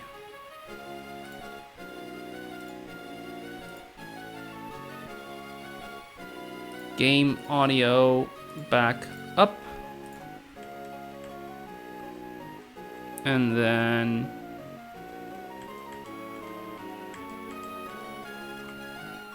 there she is. Always trying to dodge the optionals. So the fight that we're gonna do is not the one on screen right now.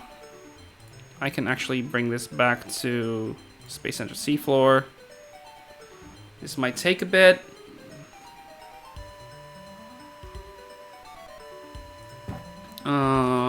Lila.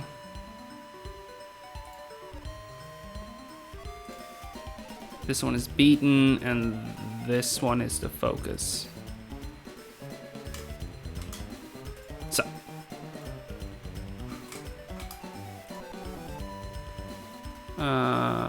Beaten out of it. Okay. Here we go, fight number 2 of the day. Yep, we've been streaming for 2 hours and it's only the second fucking fight.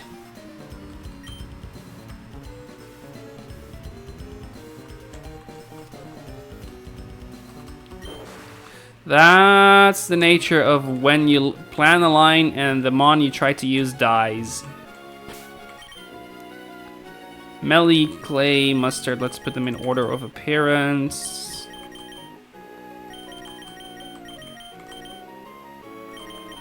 And that is this. I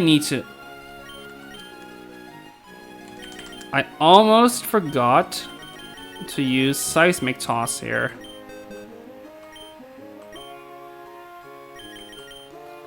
Will needs to learn Seismic Toss over Surf.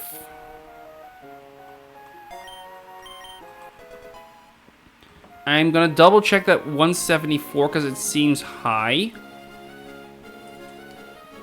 compared to what I was expecting. 174. Then I take 29 from Life Orb Recoil, which is 30, so 145. And then the Leech Life always puts us at 106. Okay, so I am correct. And Volt Switch damage is never out-healed. Yeah, I still always kill with Liquidation even after Leech Life recovery. Almost had the forgetting to learn a move thing happen again. Okay, Citrus, nothing. Life Orb, pre-damage. Yeah. Yeah. Yeah. Seismic Toss. Yeah. We're as ready as we can be, so let's go.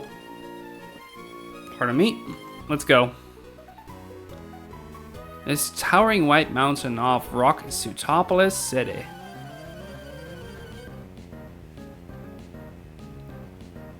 And this is Swimmer Dean. Swimmer Dean is the guy that really wants to smash you. What I mean by that is every single mon on his team has Shell Smash. Crustle is his lead. Crustle is seeing a kill with Leech Life. That's the move he's going to click over Shell Smash. So we're going to Volt Switch out before he can Leech Life us. Dealing decent chip damage and switching into Mustard. Mustard can take a Leech Life. He resists it and is not too worried about the damage. But we are pre-damaged, and that is for a reason. We're going to take 29 more damage here from our Life Orb. We're holding a Life Orb because with that Life Orb liquidation here is a guaranteed kill after the Volt Switch and the Leech Life recovery. And we are pre-damaged specifically so that we are now at 106 HP minimum, or maximum. He uses White Herb because he's dead. He thinks that helps him. It doesn't. And Turtonator comes in. Turtonator is going to click Dragon Pulse, and always Dragon Pulse. Kofu can take that Dragon Pulse and has been pre-damaged to always trigger Emergency Exit. He has a Citrus Berry, probably don't need it, but just in case. He's going to level up from this fight, so be it. Yeah, Dragon Pulse triggers his Emergency Exit, giving us a free switch. There we go. Giving us a free switch to Raihan. Raihan here is guaranteed to KO Turtonator with Draco Meteor. And because Raihan has a very good matchup into the upcoming team, there's only one mon that comes in here, and that should be the Minior.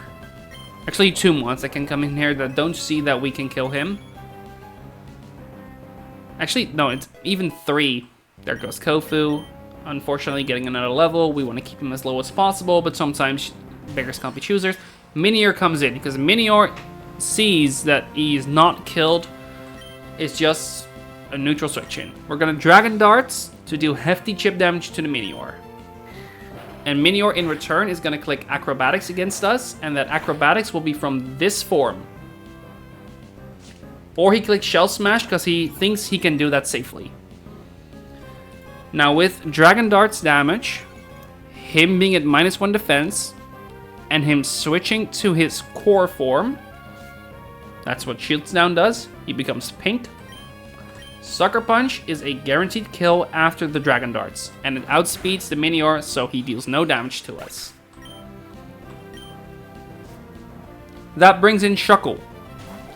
This is the most annoying mon on the team, but not the most dangerous, because he has Shell Smash as well, but unlike everyone else, he uses Contrary, so he will be increasing his defenses instead.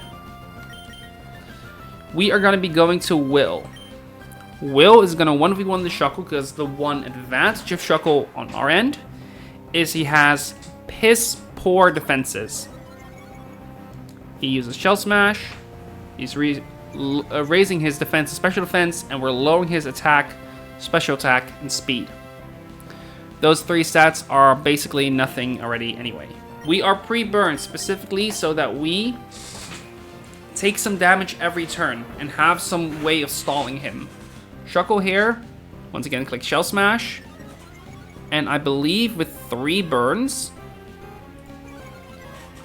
we are exactly at the HP we want to be. More importantly, this Shuckle is always dead to 2 Seismic Tosses from a level 85 Pokemon, even with the leftovers recovery.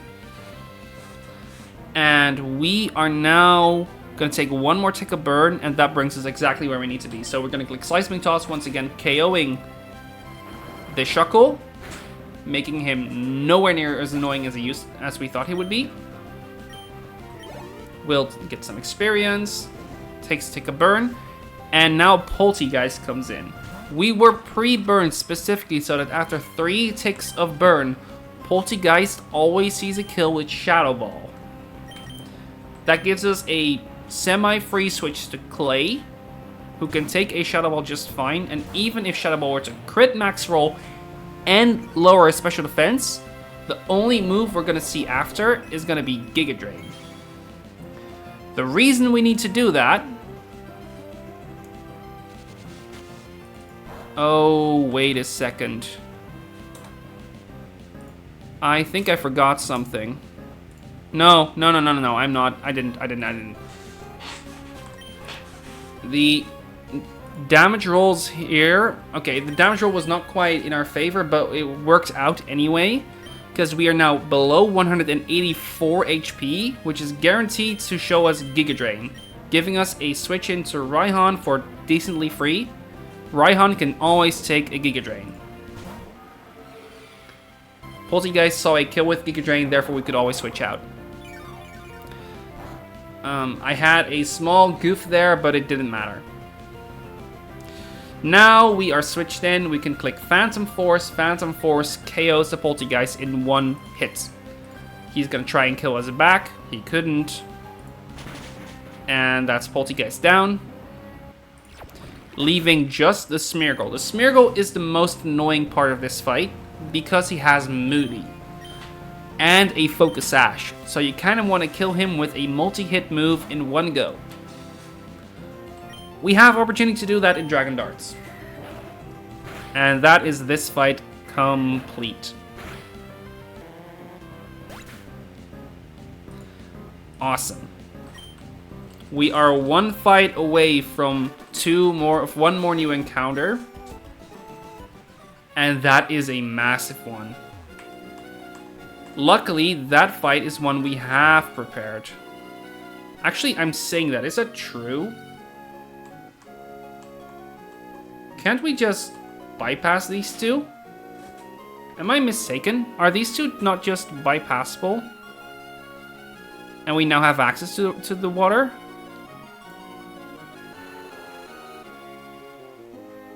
Because we defeated this fight. Yup, okay.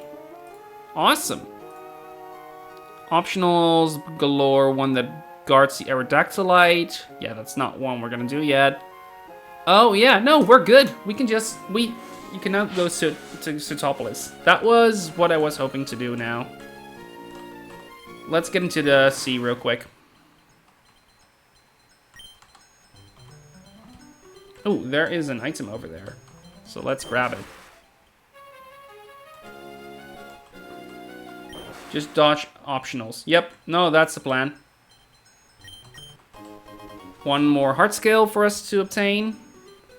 So the next fight is probably this one. But it's not going to be for a while. We have some encounters to get and some items to get. I'm going to quickly rise, and I want this one. So I can go look which items there are on Route 126. 126. There's the Aerodactylite, and there's 2 hidden...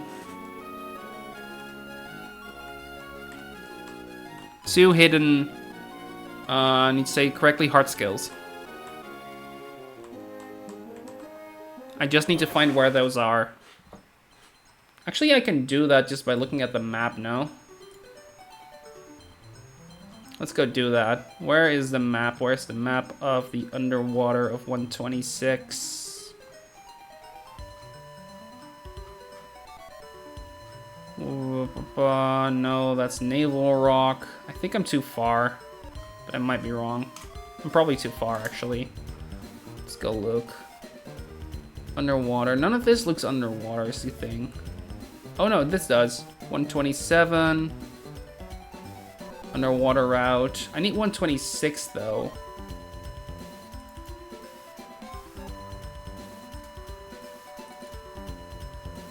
Route 134 is actually, that's actually, since you fell, those are some safe spots. No, I'm not worried about like unsafe spots or whatever. Actually, no, I will just look at what you sent. Might be the better way to do it. An MKV file. What in the world is an MKV file?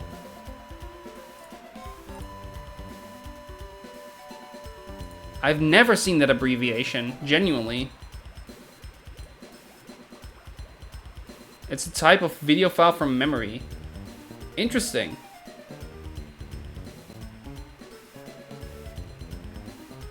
Default recording. Ah, today I learned.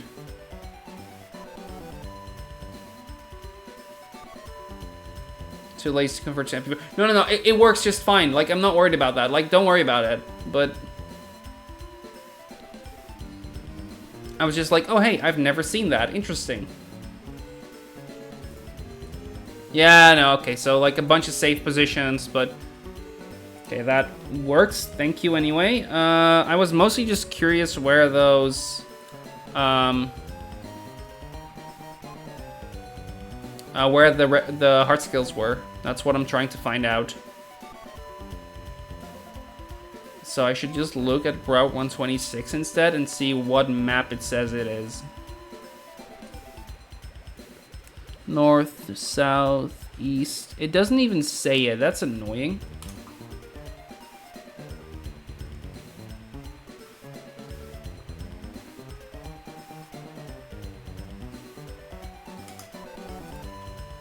Route 126.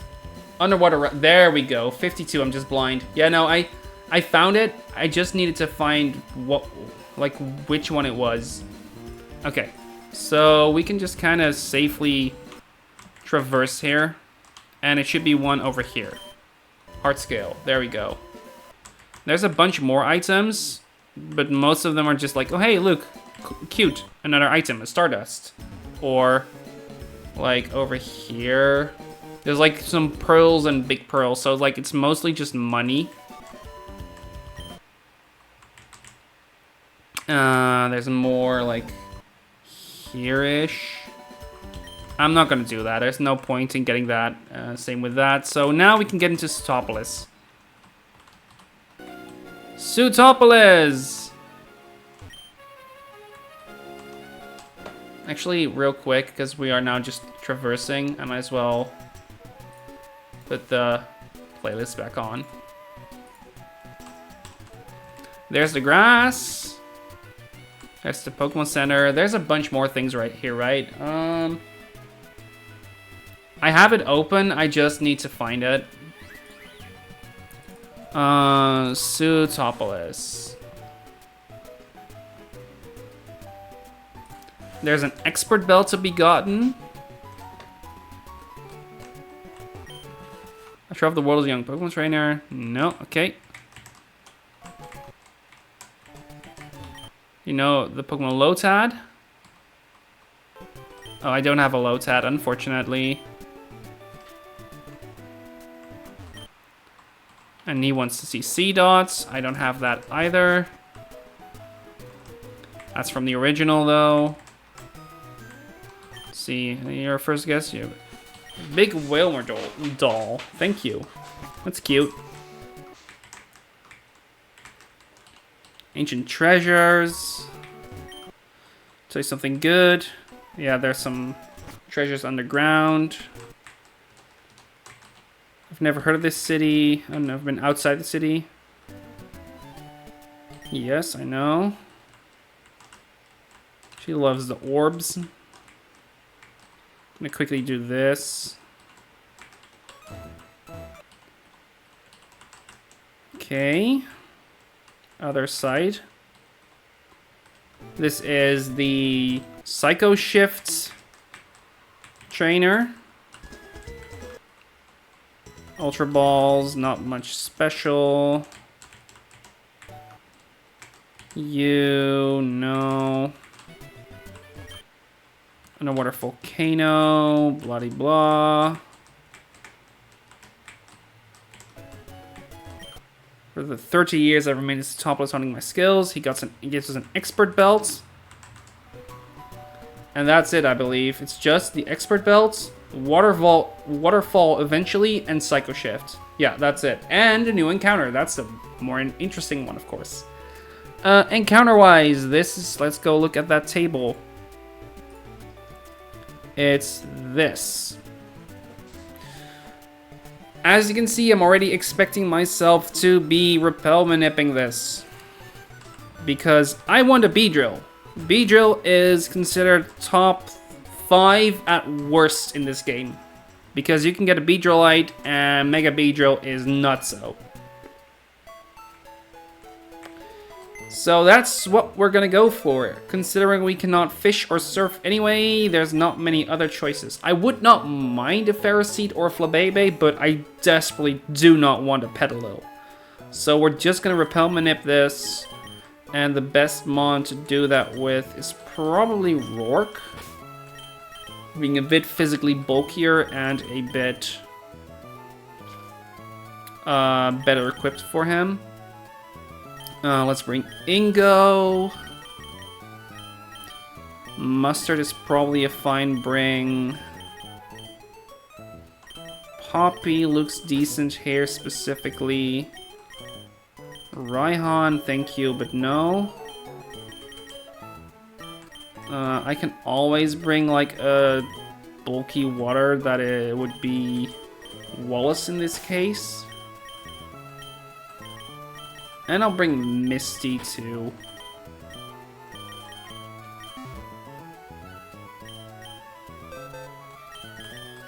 Let's give the citrus over here. Put this in the bag.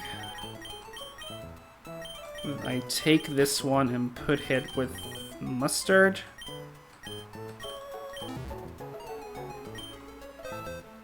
And now we're gonna give everyone else a citrus.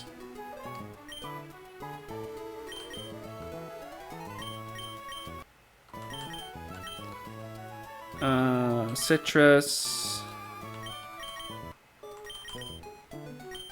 Citrus and citrus. There we go. And let's get going. Technically, I could get an encounter here, but like, no. And even if I do, it's a dupe. Because I already have both Phoebus and Magikarp. Or at least their evolutions. Rourke, Ingo, Poppy. I will pre-burn my Milotic. Just in case. Pre-burn Milotic. Giving him some more walling capabilities.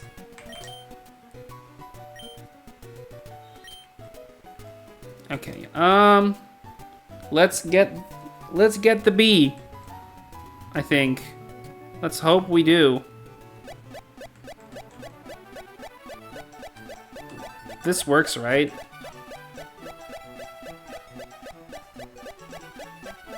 It should, at least.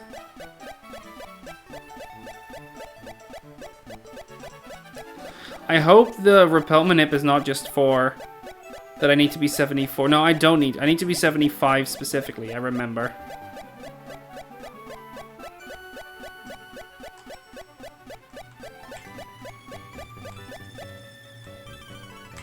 Okay, maybe I just do this, I guess. Repel still on? Yes, but it needs to be. I'm repel manipping. Okay. And we're getting The bee! Woo! Oh, that is awesome. That is so awesome. Okay, let's chuck a quick ball at him. Beedrill should have a decently high catch rate if I'm... Critical capture! Woo! Easy! It's just that easy. It's just that easy. Okay, let's see what this bee is. Let's see how this bee... Okay. This is... absolutely Bugsy, right? I don't have a Bugsy yet, I believe. But I will double check. How did a bee be? Exactly. No, that's for us to find out. Bugsy. I don't have a Bugsy. You're getting the name Bugsy. I kind of had this in mind for a Beedrill already, if I ever got one. Same with a Scyther, I suppose.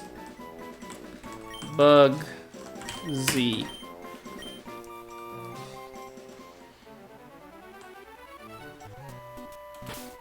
Okay, let's put Rourke away for now.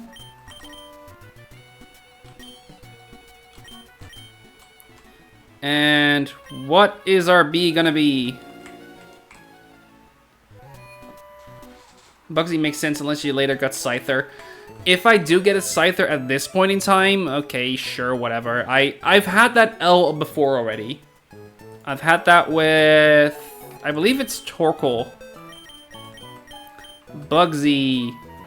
Quiet nature, no! No!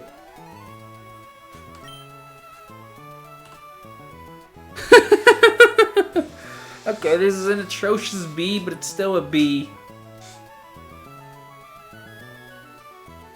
Okay, for what it's worth, its bulk is good, but the two stats you care about are terrible and atrocious. 9 attack and a 31 special attack bee is certainly something. Drill Run, Drill Peck, Leech Life, Endeavor.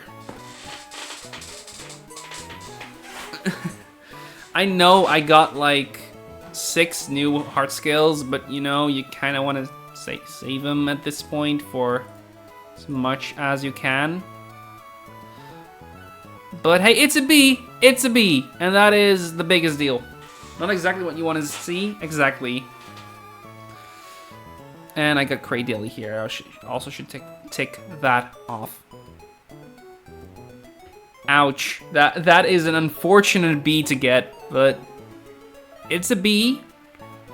And hopefully it's a bee that's not gonna matter too much. The Beedrillite, that is an item you get like, that is guarded, right?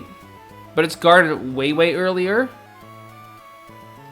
Route 105, honestly probably not worth the nature skill. No, I would need to invest 5 skills into this.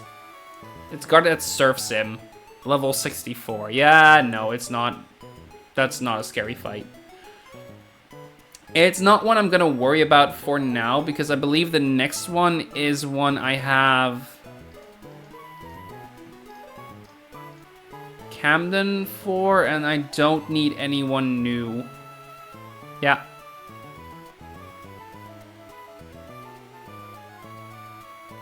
Camden and Donnie is a fight that I can just rip right now, regardless of this bee being barely bearable, I guess.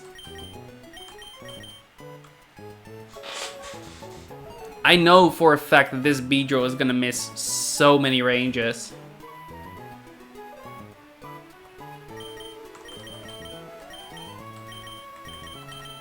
I know that for a fact. I am certain of that. Not sure if it's worth any skill dumps. The U-turn feels bad even. Oh yeah, for U-turn you also need a scale. So you need like 6 scales for this to make it work. Jesus! That is such an investment though. 6 scales is... it's just too much though. Is it not? It feels like it is.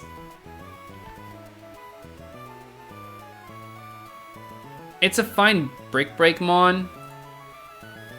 No, but I'm not gonna. I'm not going to worry about this Beedrill right now. 117, I rip it, but it's pretty late in the game.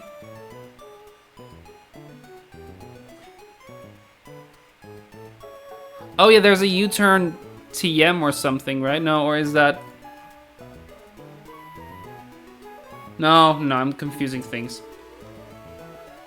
Oh, because if you got it in 117, you'd rip it, but because it's way later, you wouldn't. Gotcha. No, I understand now what you're saying. Yeah, no, I'm not interested in that one. So let's see, I had a line written down and it involved these 3. Let's bring you guys on over to the calculating page. Unless you super want to bring B to E4, then you can rip it. I do not have the intent of bringing him to E4 yet. Maybe, like, I've not been, like, looking at E4 much yet, so I don't really know who I want to bring. Maybe I do bring the B, but I'm not interested in it quite yet. Let's just put it that way.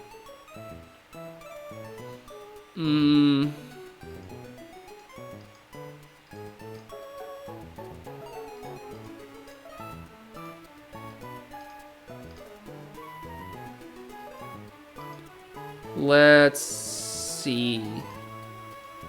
Oh, yeah. I need Salazzle, and I need Dragapult for this fight. These 5. Soft calculating it a little to have an idea of where to move your resources. Yeah, no, I get it. I get that. But we're close enough to where I think I can do what I'm at now first. And then, like, once I'm past Seafloor Cavern, I will properly do that. But until then, I don't think I need to do that yet. But I can definitely start some soft calcing. To be honest, yeah.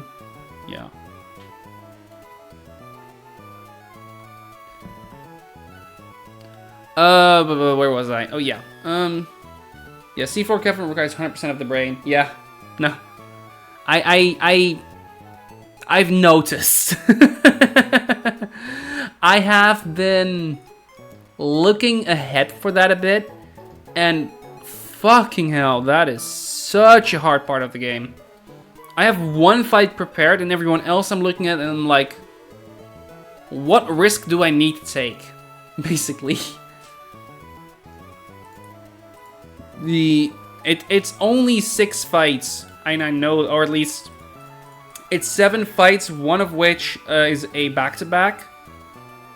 But Grunt 1 I'm like done with. Grunt 1 doesn't look too bad. Grunt 2 looked harder, but looked doable. It's just like, okay, how do I start this to guarantee my safety?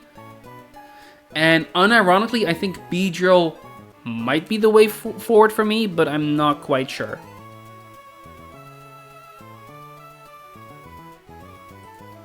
For now, I was at Camden and Donnie. That's if you're gonna do a put the win in the back team, Sneasel, Prim, Shifu, Slowbro, and then you can fit about any 2 remainder. Yeah, no, I kinda, that's...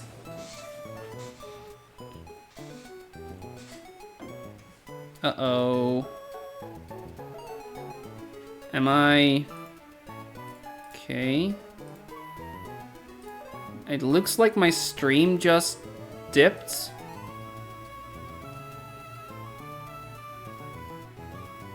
Am I still here?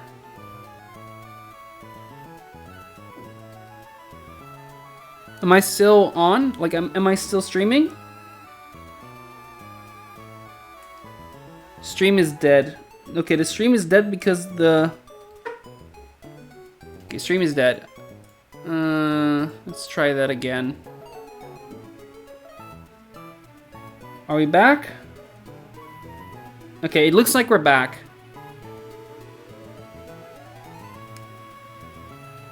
Yeah, no, it looks like we're back. That was weird. Is my computer just overheating a bit too much or something? Jeez, it is hot, but... I need to replace it. Like, it's my old laptop. Honestly, it's had its time. I need to replace it. But we have a busy couple months, and I kind of want to replace it with a PC, but only once I have moved.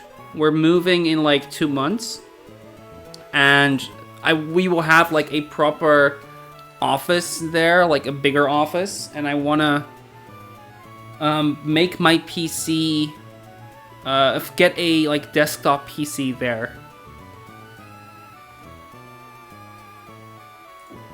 So I can like stream a bit better and all that jazz.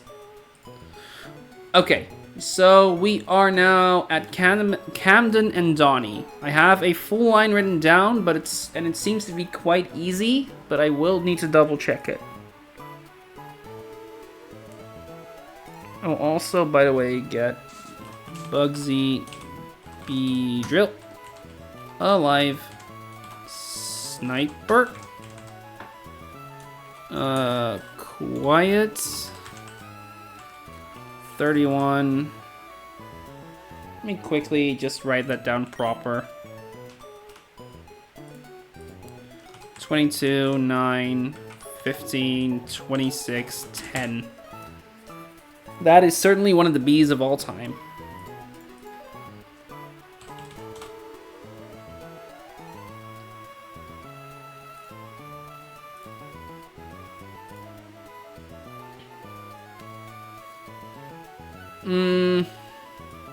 I will do the rest of the frac sheet later.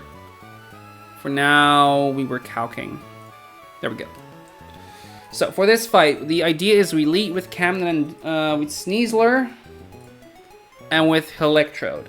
Electrode will bait the R-Sphere from Lucario. Hi, yeah, sorry.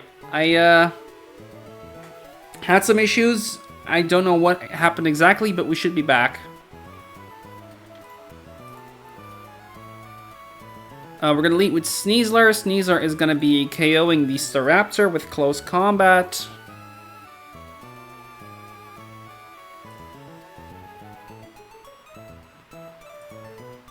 And we will be using... That will break the Sash. 2.5 of those we're trying to make magic... Oh, this fight took me 3 hours in a calc. 2.5 of those we're trying to make Magic Room work to chain Future Sight Snipe. Okay, that is cute. Wait, why did you need Magic Room for that, though? Were you like... Oh, Magic Room is the, defense, special defense flipping move, right? I'm not thinking of... Or is that Wonder Room? Oh yeah, no, there's Focus Action Staraptor. Oh no, I'm not worried about that. I'm just using Electrode with Volt Switch combined with Sneeze or with CC or Poison Jab.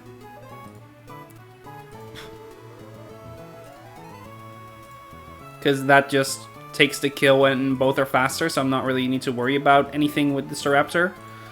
In the meantime, Electrode will be baiting R-Sphere. I will be taking that with Gallisopod. He will then take the R-Sphere emergency exit out to Salazzle. Salazzle will be baiting the Hydreigon. Hydreigon will be dead to Sneasler, while Salazzle will take out the Lucario. After 1 life orb take, that's a guaranteed KO. Sneasler at -1. Or didn't need it specifically to be another CC.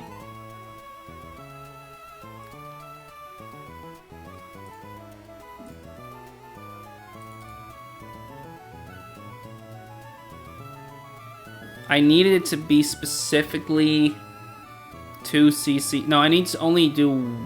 Well, I need to do 2 CC, so I'm at -2.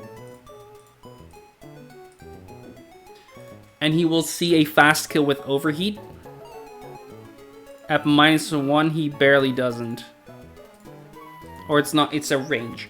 So I need to do 2 CCs, and I bait an Overheat each Sneasler as Salazzle, with the Charcoal will kill the Vikavolt on the other side of the field. Sneasler The overheat is going to go into Dragapult. He can take it, and then I have Salaz. I have...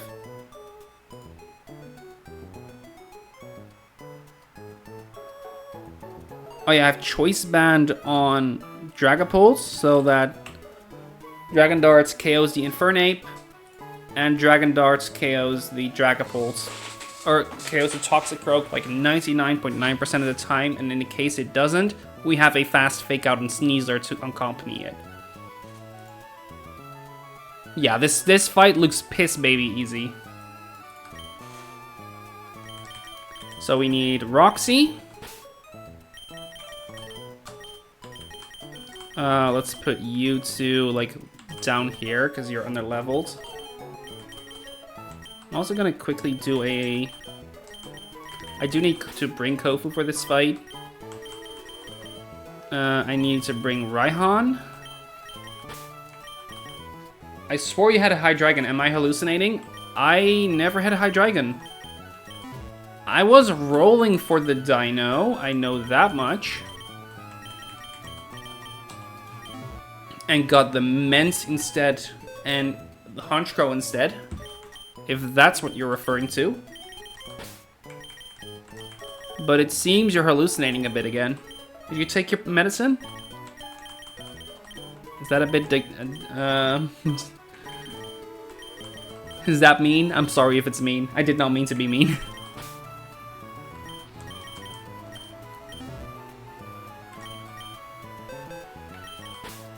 You don't need an item. You need charcoal.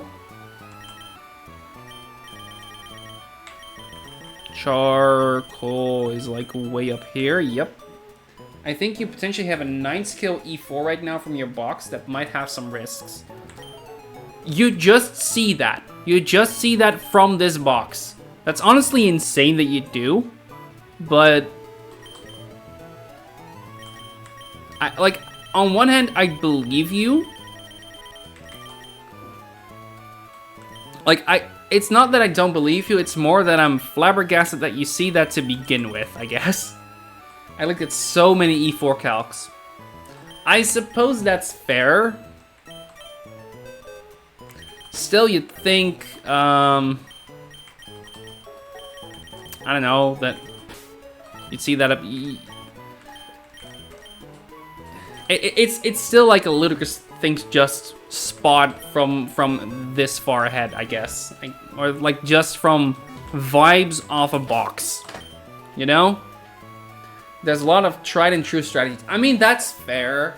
And I'm not like that much in the know on the known strategies, which doesn't help. Okay, I have these underleveled. I should double check if I can do some underleveling. 85... I've been calculating this with 85 and 86, that still works. So that's fine. I do have him at 82, so I need the HP to be slightly different. For him, I need it to be 129. Well, 9 plus whatever skills you to make your Drake work. Okay, so I suppose... I do see, like... because you mentioned Slowbro, yeah, Slowbro, Sneasler, Prim, and Shifu. I do see, like, off of vibes alone, I do see how you do the first two of those. How you do, Phoebe, and how you do, what's her face, the first two Elite Force, at least. And Glacia...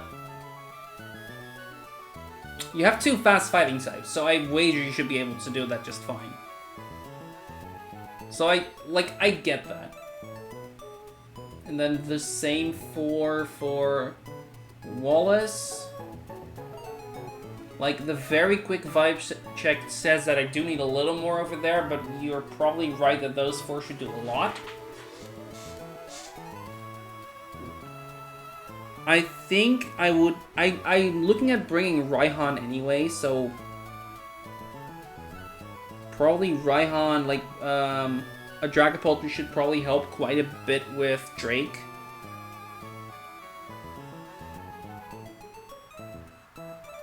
Yeah, something like that.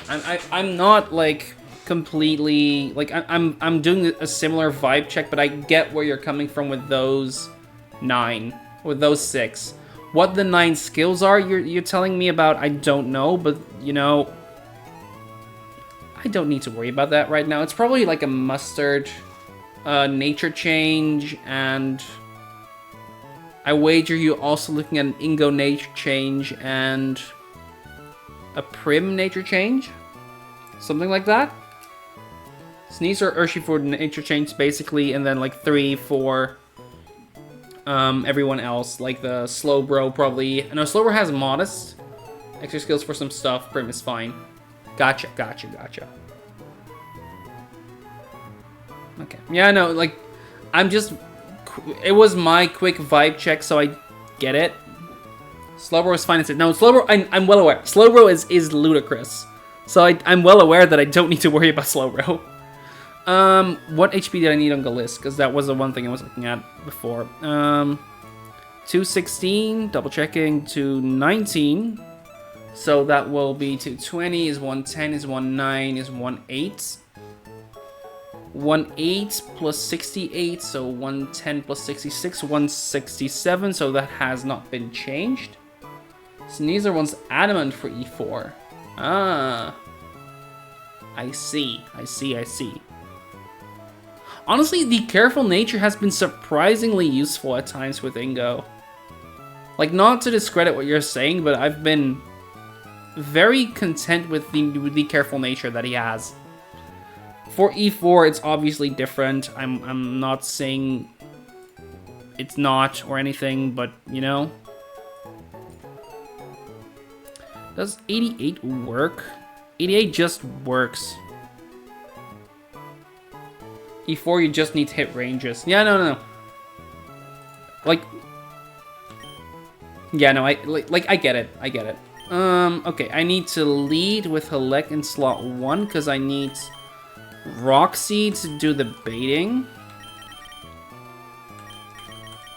And Mustard is literally here for more support. I think if you take your time here from here and don't slip up, you're on a happy path. Yeah, no, I think... Okay, caveat there. I think I need to get past Seafloor Cavern. But once I've done that, I will make it to E4. I think I'm at that point in the journey that I can safely say that that's the case. Okay, this connection needs to stop being so goddamn annoying.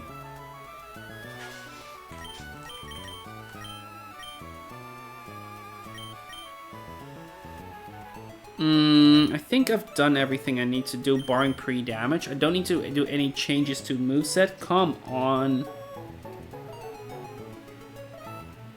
Stream down, stream up, it seems. Nope, stream's down. Can we stop with this? And we're back. Oh my god, my connection has been popping in and out. I think my laptop is overheating. Okay, I need to pre-damage. And the pre-damage I need is 129 on Hilek.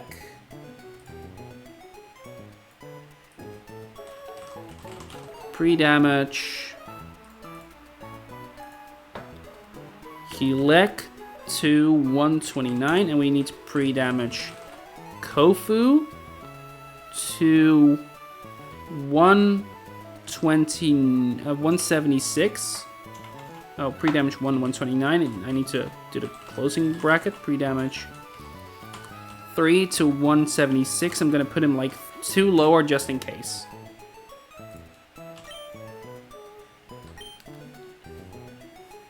I'm honestly looking at bringing Kofu to the Elite 4, mostly because that just brings a lot of cool strategies with it.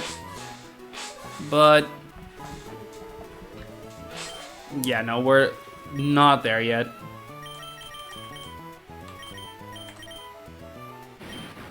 Okay, I think we're just good to go.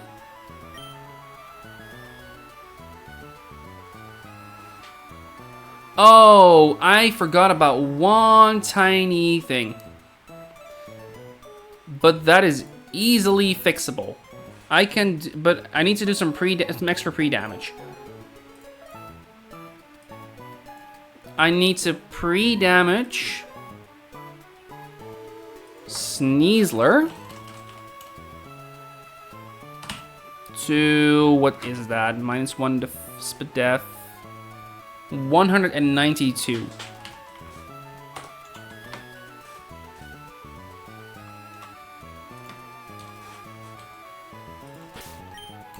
And that should do. Yeah, because I forgot about one thing, and that is that Lucario could detect on turn 2. And naturally, I don't want that to happen. This way, it won't.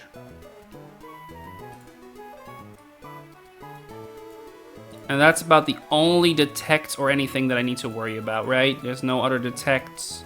Yeah, on Toxicroak at the point where I don't need to worry about it anymore.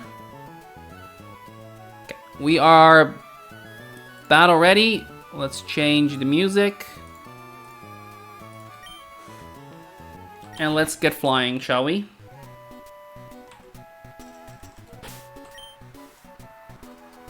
Double checking. Item-wise, no changes that I need to make.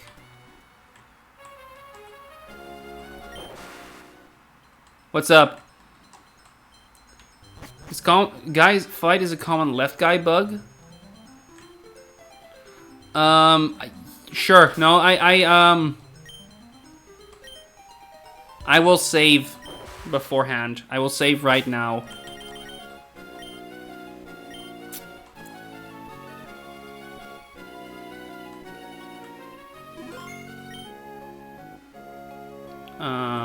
Here we go, and we're here at Route 127. And these are the guys in question. Saving real quick. If it's left guying, I'm just gonna reset.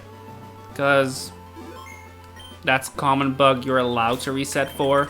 Double checking I have the right order. Heelek needs to be in slot 1 because he needs to bait that. Because that's gonna be eventually Roxy doing that. Do I need to level Roxy just in case, or is that fine? There's no difference if I do it at 88 or 89. In the same vein, Sneasler spree damage, double checking that is correct. 192 works out. I don't need to worry about Staraptor because I'm faster. Volt Switch and CC kills. Yeah, this looks good. And then we're as ready as we can be, I guess.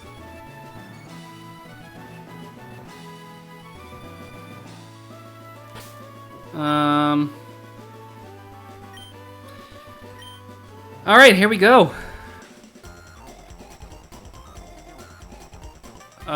I think that's a left guy. But we will see.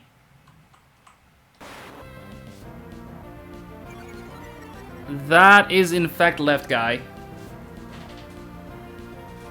Okay, we're resetting.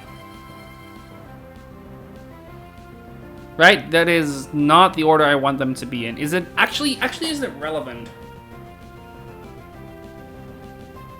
Yes. Yes, it is. Okay, let's try this.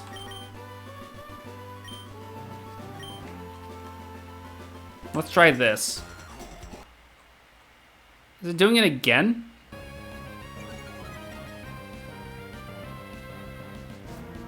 It is doing it again.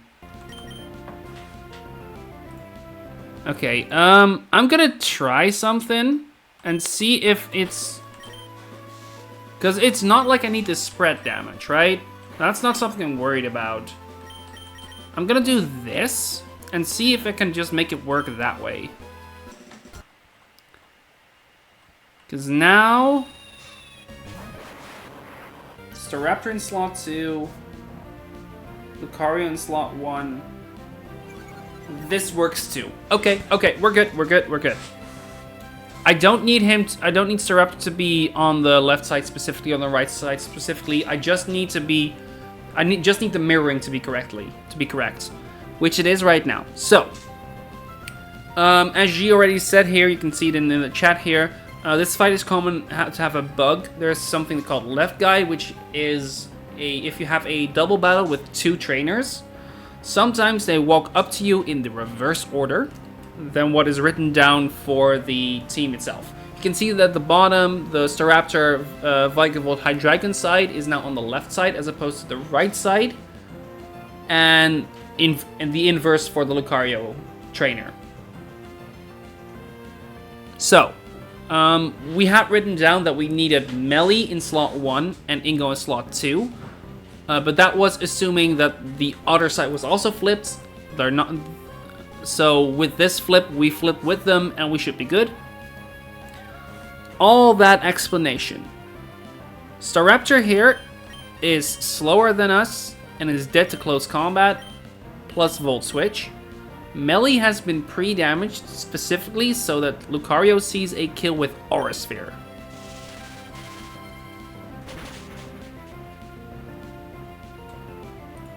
Volt Switch, that was a crit. And we're going to go to Kofu. Kofu is going to take that Aura Sphere. And close combat, that kills the Staraptor. And now we should see Aura Sphere into Kofu. Let's see it. And we are pre-damaged so that every Aura Sphere should trigger emergency exit again. That is low enough. Life Orb triggers. And we're gonna go to Roxy. The reason we're using this instead of just a straight switch to Roxy, I don't actually know. Because we could have done that just as well. In hindsight, Roxy can take an Aura Sphere just fine and does the same baiting regardless. So honestly, that was kind of a misplay, or at least a waste of experience. Because Close Combat kills Hydreigon and Flamethrower kills Lucario. Oh no, there is a reason for it. And it comes up later. We had Ingo pre-damaged here specifically so that after one close combat, our special defense was low enough to where Ingo was always dead to Flash Cannon from Lucario, thus guaranteed it would never detect. Meaning Roxy can click her Flamethrower and kill Lucario before anything comes out of that. And now comes the reason. Melly gets a level, Kofu gets some experience, Roxy gets some experience. Now comes the reason why we did need to do it this way, and it's the Infernape. Infernape comes in, sees a kill on Ingo with Overheat and Overheat only. Just missed half the fight. Yeah, no, this fight goes by fast. So we see an Overheat from the Infernape. We can go to Raihan safely. And even at -2... At -2, we also can see Close Combat, actually. But that is fine. That's just as fine because, you know, that's what Raihan is immune to. Roxy's holding a Charcoal, which is just enough to guarantee a Flamethrower one-shot on Vikavolt. And that's Raihan. Infernape does Overheat. We can take an Overheat. We resist it. We have a decent enough special defense, and Infernape is not that offensively strong. Especially when he's holding a Focus Sash and is 2 levels lower than us. Flamethrower kills the Vikavolt with a crit even more so, but that was absolutely overkill. And only 2 Mons are remaining now. And it's Infernape and the guy behind the Infernape. Dragon Darts kills Infernape, and we will switch Roxy to Ingo. And this is mostly for the guy after, because Dragon Darts is faster and KOs Infernape 1 and 2. Even though Infernape has a Focus Sash, it won't ever trigger because of Dragon Darts. And now we have the Choice Band. Roxy goes up a level. Sure, whatever. 1 Mon remains, and it is the Toxicroak. Toxicroak here is going to click Fake Out into Ingo. Actually, no, it's never going to do that. It's going to Sludge Bomb, where it's going to detect. We're going to Dragon Darts, which is barely not a kill. Every single time. He does 266 minimum against 268 HP from the Toxicroak. So we're going to help. Ingo can Fake Out. And this is why we fake out instead of detect, because there could still be a fake out or something, I'm not quite sure. We have the PP to stall out detect anyway. We're just gonna knock off. Stop! Dragon Darts, and then knock off. Let's see who takes the kill. Dragon Darts number 1 comes out. Dragon Darts number 2 comes out. And it's Raihan. Alright! And now we need to go back to the drawing board because the last drawing for the next fight involved a Pokemon that's now dead. I will need to see if I can fix that. And welcome to Route 127. We have one more fight remaining before we can get to Seafloor Cavern. Oh, did something go wrong in this fight? No. Nothing went wrong in this fight. The next fight... actually, let's rewind a little bit. Originally, I had a different plan for Space Tag. And Space Tag, eventually I found like, oh hey, that's not nearly as I thought, but it is if I do this sacrifice. It's a sacrifice of Sharpedo. Courtney, the Sharpedo, has been KO'd in Space Tag. And as a result, the fight I had planned here, I've planned these fights like over the past couple of weeks. So I prepared, let's say 12 fights in advance. One of those is the next one, Carly and Harrison. Let's bring the guy up, actually. It's this one, Beaton. And then... Wait. Oh, there it is. Camden and Harrison. This one. And then for this fight that I had planned in advance, before doing Space Tag, I had written down that I would use Sharpedo. And naturally, I cannot do that anymore, because Sharpedo is dead. This fight is optional for the moment. It is? I can skip it and go straight to Seafloor Cavern? I did not know that. I think I'm gonna still do it because this fight looks a lot safer than Seafloor Cavern. You can go to Seafloor Cavern without it. It only guards the waterfall to get to Victory Road, if I remember correctly. Huh. Okay. I mean, that explains why this fight was so goddamn hard.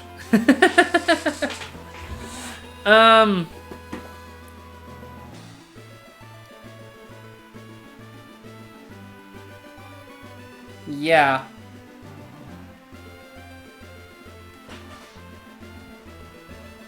You can do this fight early if you want water encounter on Evergrande. Yeah, I don't think I need to. Then honestly, I'm gonna shelve this one and we're gonna go straight into Seafloor Cavern because the first fight I do have prepared.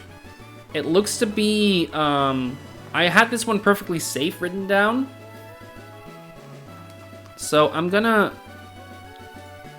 Look, when I did this, no, that's the wrong one. I beat this one. It's a lot easier with higher cap. No, I believe that. Without a doubt, I believe that. Because I saw the speeds here of Dragapult. It's barely slower than the Alakazam. And I think with 2 extra levels, he would be faster again. So I believe that wholeheartedly.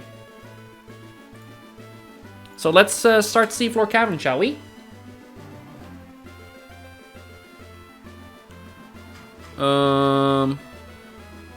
Wait, unbeaten.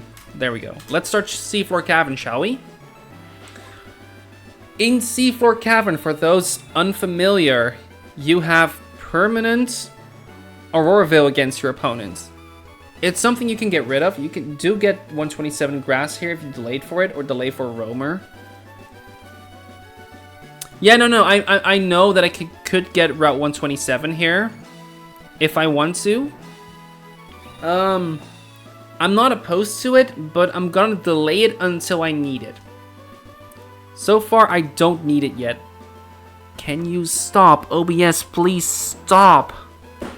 I hate this.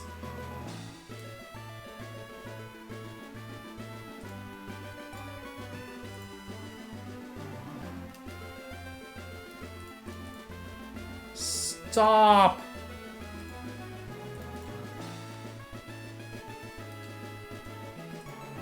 You missed all these disconnects. Okay.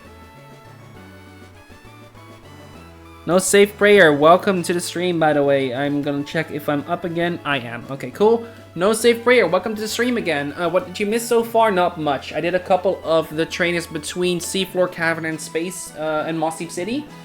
I got an encounter. I got 3 encounters, in fact. One of those was Armaldo in the underwater Rep 124. I got the... I need to say correctly. It is the... Cradilly in Route 126 underwater, so just the 2 you expect to get there. And I got a Beedrill in Sutopolis, which is insane. If it wasn't for the fact that it was minus speed nature and like a very low attack IV and a very low speed IV. So, good mons, but not the best. So... what's up next for us is us just going to take on Seafloor Cavern. That's a lot, and that's sick. It's, I mean, 3 and like that's kind of what you get with Dive Sim, right? You get a lot of new encounters. But yeah, not all of them are the greatest.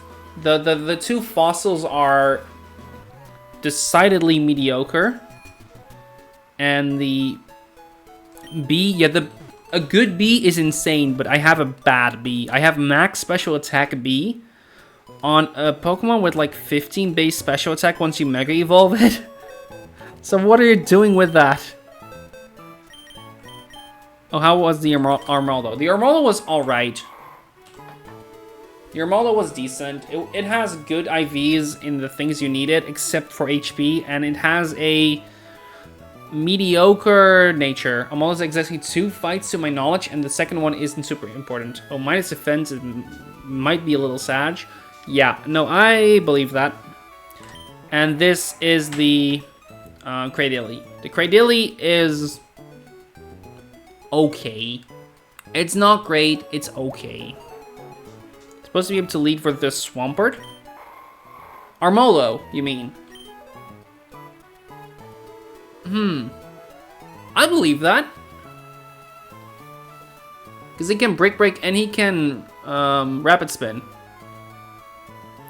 That fight was one of the ones I was struggling with. Cradilly HP is kind of, yeah. Cradilly HP is kind of meh with 3. But we'll make do. So for the next fight, let's take a look. I need... let's see. I need Pulse. I need Gliss. I need Urshi. I need Hamilton.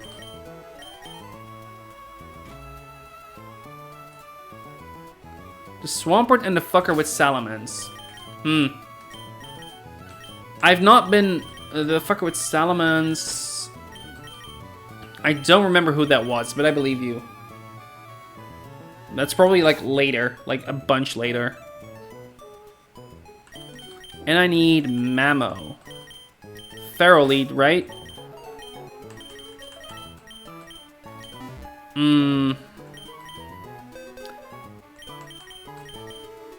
Wait. Why am I putting Raihan back in the box? I need to keep Raihan.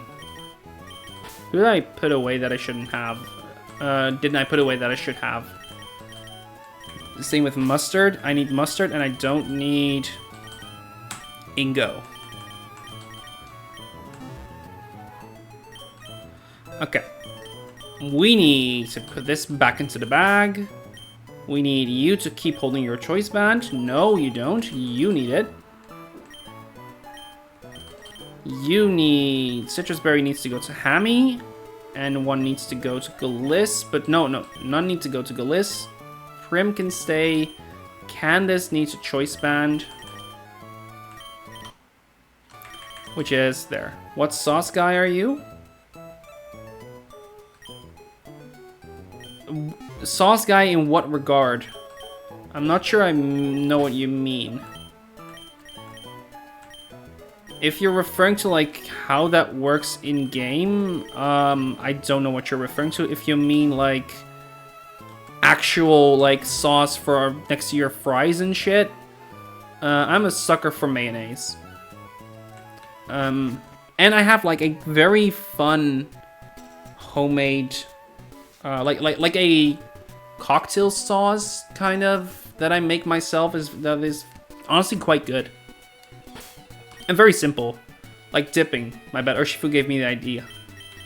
Oh, because of mustard. Yeah, no. Okay, I got you. Yeah, no, I like mayonnaise, but I like specifically like a more soury mayonnaise, I suppose. I really don't like ketchup, but I don't like tomatoes, so yeah, not much of a ketchup guy. I don't mind mustard, but it usually needs to be mixed with things. I like very much garlic sauce and mayonnaise and peanut sauce, so satay sauce, if you're familiar with it. And that's probably my 3 favorites. Whenever I get fries, I like... I always have mayonnaise with it, and I try to have satay sauce with it as well. Or peanut sauce, if you want to call it that. Let's just keep calling it peanut sauce. It's probably a bit more discernible in English. And when I make... like, Katie was the last person to talk about our Margot lead in recored. If you want to see if it works for you, I had HP Grass Penguin, so I did that instead with slow road to PP Sol.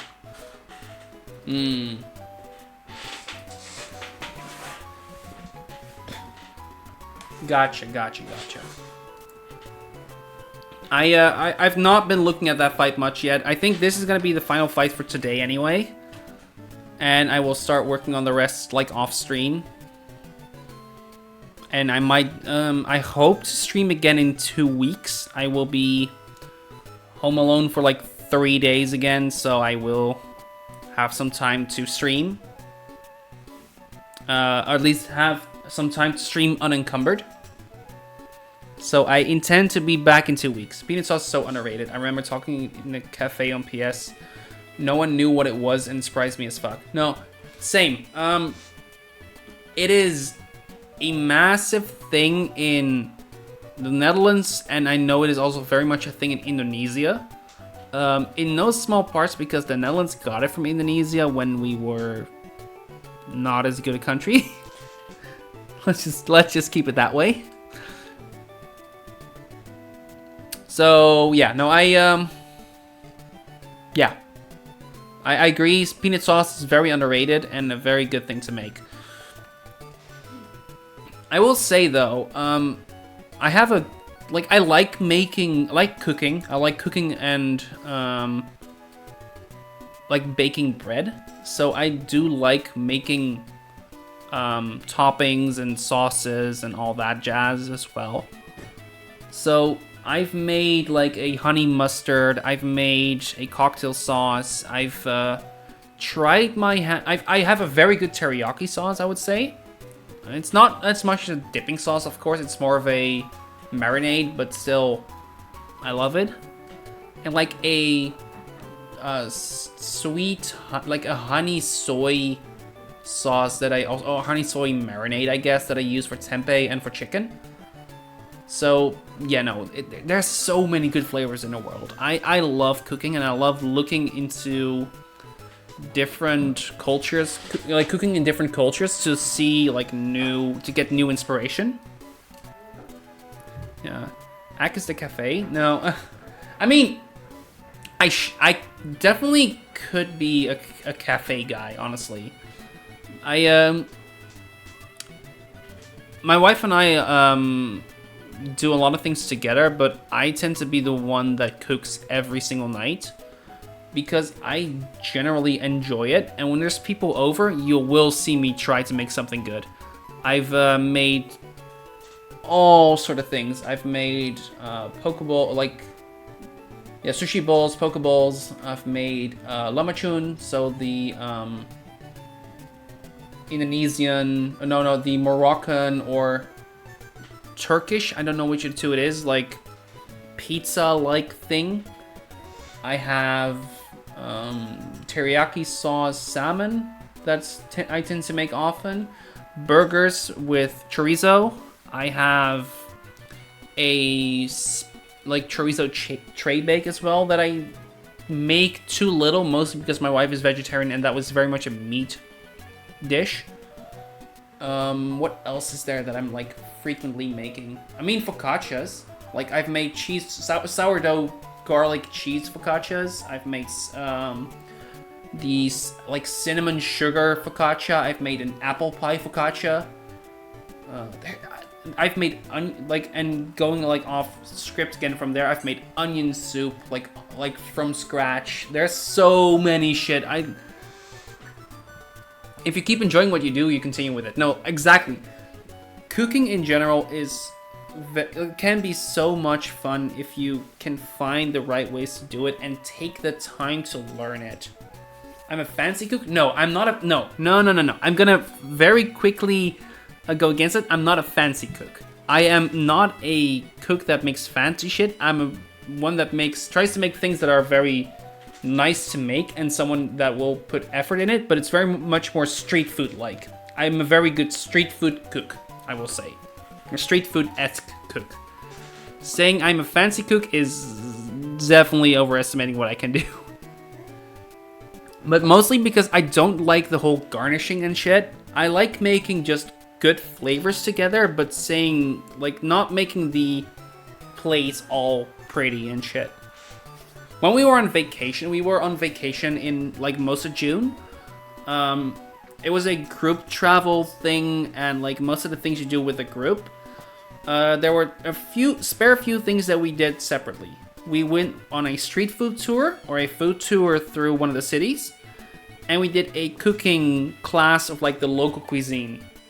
That's, like, two of the things that we did separately. And they were probably my favorite activities. Barring, like, walking through the nature and all that. Because we're also very much nature buffs. But learning how to cook and seeing the differences and seeing how those flavors combine. I love working with that. I've said to myself and I said to my wife, once we, like, at the end of our vacation, we said, okay, we need to start making more unique dishes again. Because we've been on, like, the ruts of, like, okay, we have our standard dishes and that's just what we're making. And we should, like, try and make new shit again. Because you want to learn, you want to keep improving, right? Yeah, okay, so that rant is over. Let's finish up the prep. And by finishing up the prep, I mean, let's go ahead and take a look at the calculator. This is part of the reason, by the way, why I was like, oh yeah, this is the one I need to do next. Because if I just go previous, next, this is the one that shows up. And I was like, oh, I need to prep this one. And I had so much trouble with it. Okay, don't need you 3. Actually, I do need you. I'm gonna be bringing Urshifu. I'm gonna be bringing Hammy. We're doing some Hamilton Gaming. We are bringing Mamo, and we're bringing Prim. Because Auroraville is up, and Auroraville is a bit bugged here, as you can see. You don't see with Dragapult, because Dragapult is Infiltrator, of course, but as you can tell, it's not quite working. Message you late, but I get you, yeah. All good, no worries. Good luck with prepping, thank you. This prep is mostly just checking my work, I guess. Because I have this written out, like here. As you can see, it is done. It's just like I need to check my work. So with Infiltrator, Dragon Dart is a kill on Kingdra. And thanks to holding a choice band, we show a kill on two of those guys. And because we are slower than Crobat, that much is true. So I had it written down that we would bait Magnezone. But that is not true. Because we show an out damage with Phantom Force. So we need a bit of pre-damage. And do I need pulse anywhere else? Yes, I need him to take a wood hammer.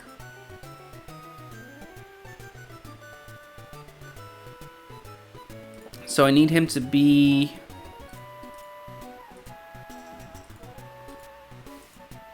I need him to be at full, so this line doesn't work. This is why you check your work, right?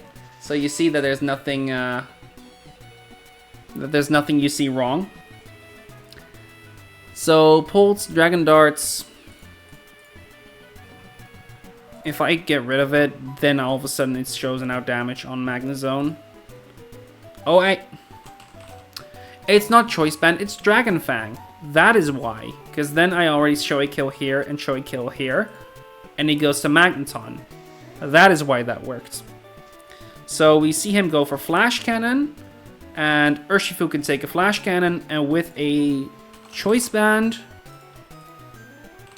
Break is a kill on Magnezone. We will then always bait Crobat going for Air Slash. Because Flash Cannon, I can do a little bit of pre-damage and then I always bait Air Slash. Except, no, I don't want to because I don't want to bait... I'm fine with Nasty Plot too, actually. So long as we can dodge it being Sludge Wave, that's the main thing we need to dodge. The odds are like 1 in 10,000 or something that it goes awry, but... yeah. I do need to make sure that I get Break on Urshifu. Oh, wait. Better. We want to keep our own music a bit. Okay, so we were saying, okay, then we need to go...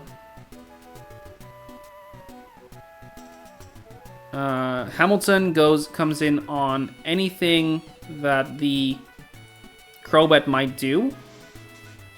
We hope that it's Air Slash, because then all the risk is gone. If it is Sludge Wave, which happens because of a special defense drop, and like a high roll. Something like that, I believe. If it's Flash Cannon, Spadef drop, there is a chance for it to be Sludge Wave. We just need to not see Sludge Wave. That's really what it boils down to. And then from there, at level 89, to maximize our bulk, Rock Slide into E-Speed is always a kill. Especially with the Life Orb recoil in the mix. We have a Citrus Berry to deny any shenanigans. And from there, we will bait in the...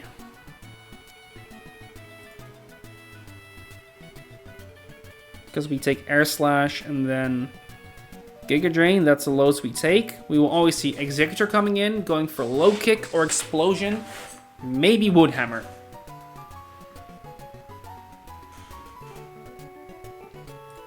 So we will go to Dragapult on that. There's a chance he explodes. If we're not like... dead to low kick. Not guaranteed dead to low kick. Is that a big deal? Because he explodes on a Dragapult, right? It will just mean Gorbis comes in early. And he will never Shell Smash against me because he... oh, he could Shell Smash on me, actually.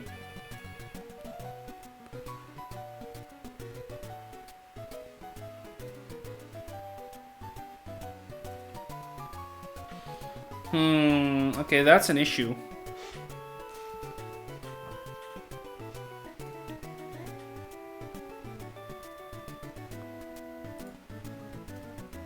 Okay, so there is a small chance that things go awry. I think Aspir on Prim will help. So the Ice Beam doesn't do much. I guess, honestly, it doesn't even look that bad because Prim just kind of sits on the Gorbis even if he goes to +2. And this is Ice Beam, so I can always use Prim for that.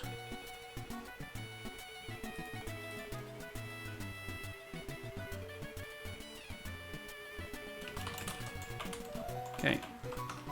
If boom, go to 2. Let's do that. So,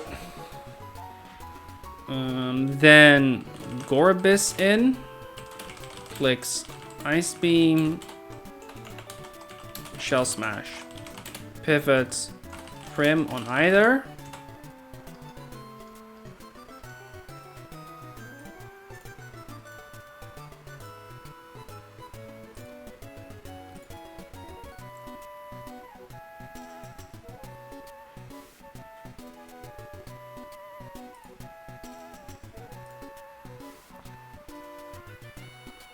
Then we Moonblast him, I guess, or we Encore him into Psychic, but then what? So that actually causes issues. Can I guarantee that it isn't Explosion? With Air Slash Giga Drain, this is the minimum damage.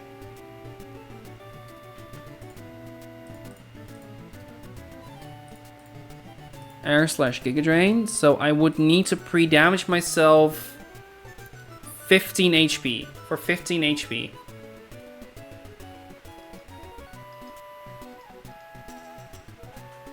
But even then, a Citrus could cause trouble.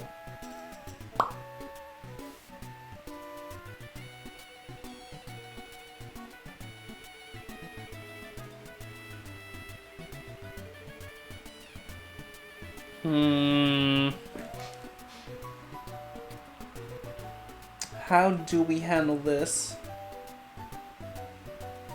so that it never happens to be...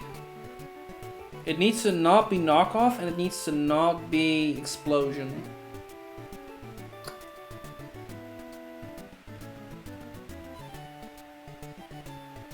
I don't have the luxury of using Choice Band on Hisuian Arcanine.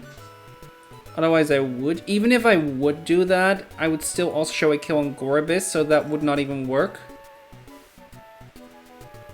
It would still just be Executor coming in.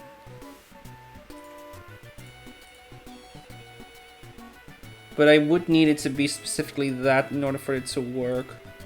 Would Armaldo maybe do the trick? No. So Armaldo baits Air Slash.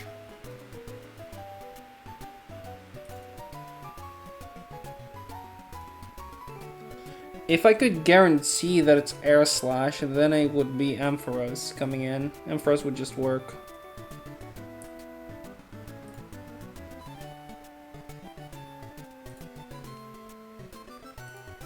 No, not really, honestly.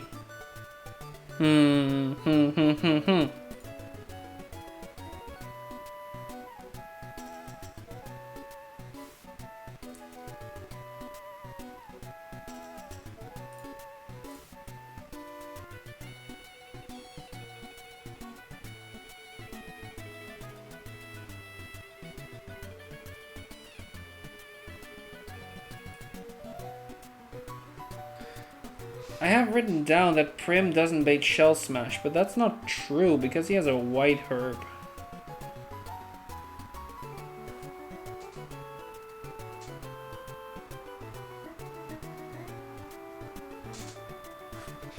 So this whole line doesn't quite work out.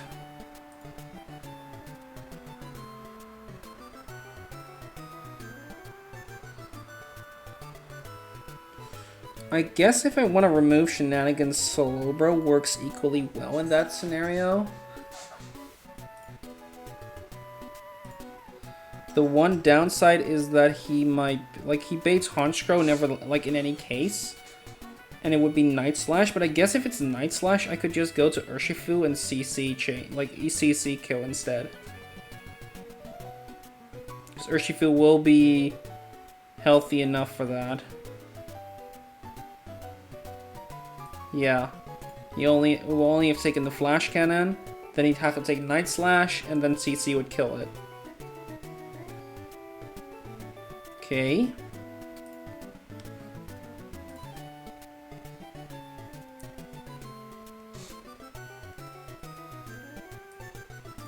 Does Slowbro have anything to hinder Corvus? Could it learn any move for that?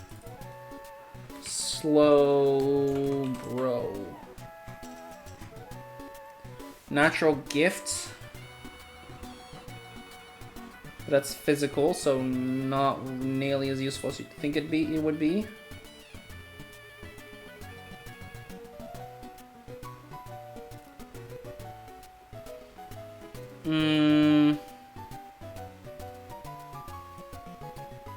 Looks like the answer there is no.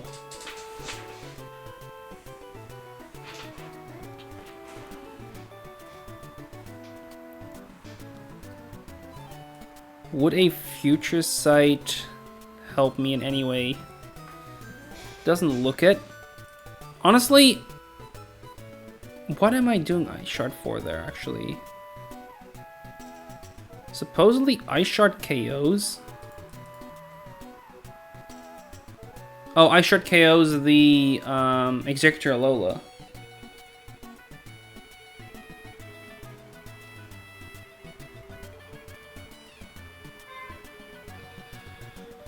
Okay, so I do need him for that, for the standard line.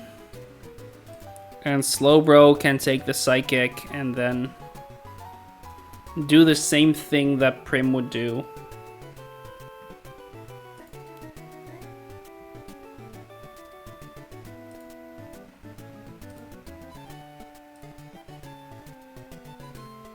Would Ampy work if I pre-burn him? And bring him up a couple levels. 89, then Ice Beam and Burn will only bait Surf ever. And I will always guarantee that he doesn't go for anything else.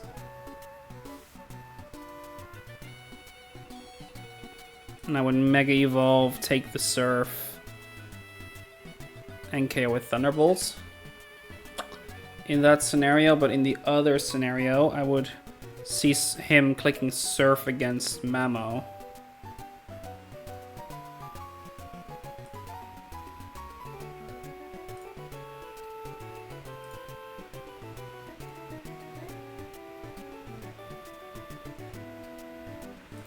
That's the problem. My goodness, okay. This is, by the way, 82.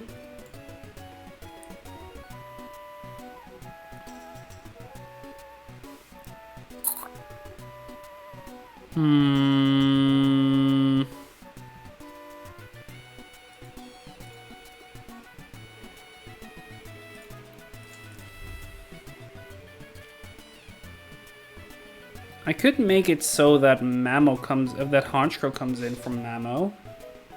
Because his CC is a range, damn it. But it means I can run a Dark type, I guess. No, but that doesn't matter.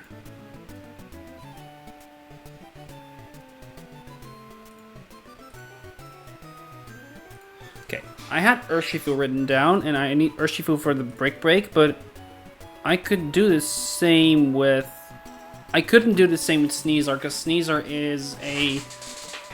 doesn't resist. That was the issue.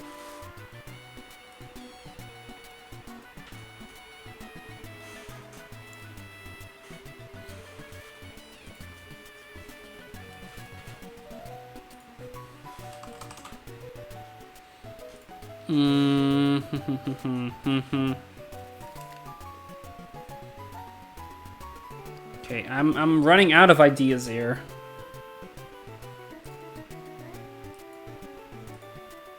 Man, I was really hoping to find like a good answer here.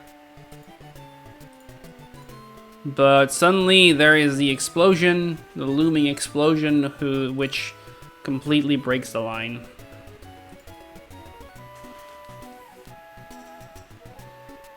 And I cannot take any crits whatsoever, so I cannot have that happen at all. Look, for what it's worth, the odds of that happening are low. But they're not zero.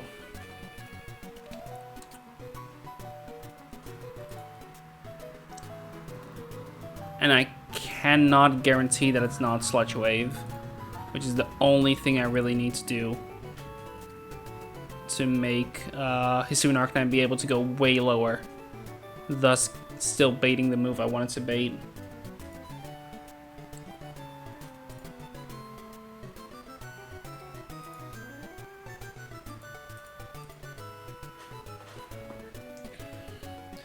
I need him to take the unboosted knockoff. That is not a lot of damage. Could I have him take the flash cannon first? So that I can have him at the exact HP amount that I want. Let's see. If I'd have to put him with 82. I'd need to put him at 58, so 219 to 20, 110, 19, 18. I need to put him at 18. So 58 on top of that would be 18. 58 is 110, 56, 166.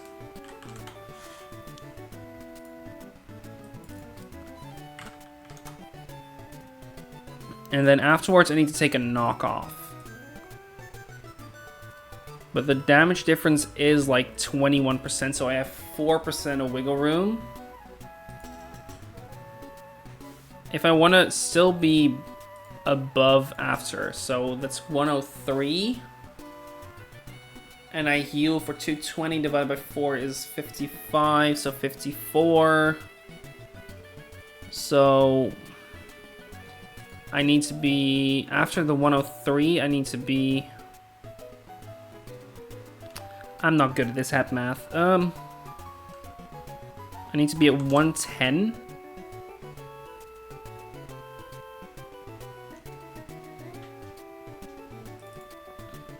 And then minus 54, so and plus 103, so minus 53, so 50. 49, I guess, so I can go to 159 and then go back up. Yeah, so that would be my minimum HP. So 56 plus 103 is, so it's 159. Could the low roll 155? The knockoff will never put me in that range. Okay, so that's not quite the option I would want it to be.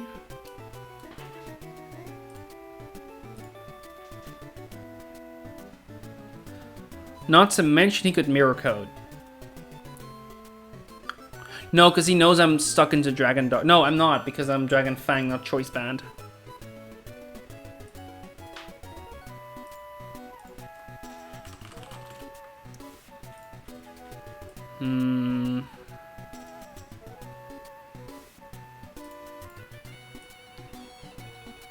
So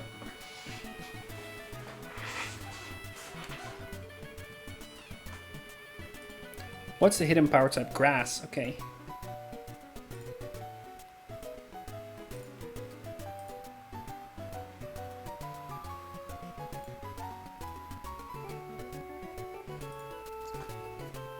There's no way to make that work with knockoff.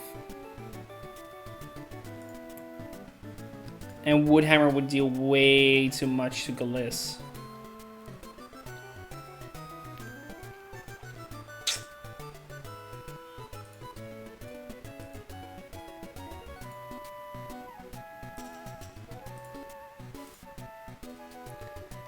How in the world am I supposed to do this then?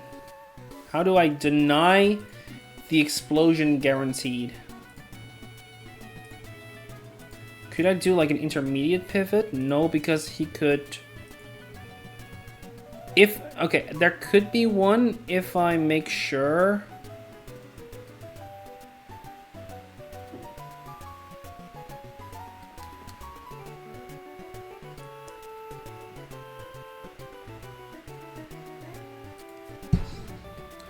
So because I run Choice Band on Mamo, and Mamo can take one hit and always baits Giga Drain. And later on, I will only emergency exit him in. Yeah, no, that works. That works. That works. That works. So rather than pivot Hark here directly, oh, but it can still be no by giving Urshifu a bit of pre-damage. Specifically, I bring him down to just 198, just because that's the threshold. I guarantee that he goes for a kill. Air Slash, Sludge Wave, or Giga Drain, whichever the three it is, we don't care. Right? We just need him to see a kill. So, Dragapult, Urshifu, Urshifu kills, Crobat comes in, Crobat is going to go for Sludge Wave, Air Slash, or Giga Drain. We go to Mamo on any of those three. And then we still could bait another move other than Giga Drain, because if he Giga Drains me, it's still a random attack. It's just not Nasty Plot.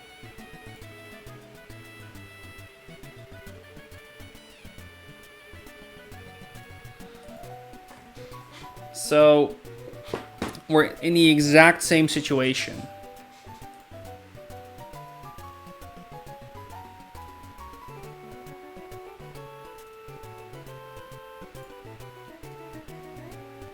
Could Excadrill do this, maybe?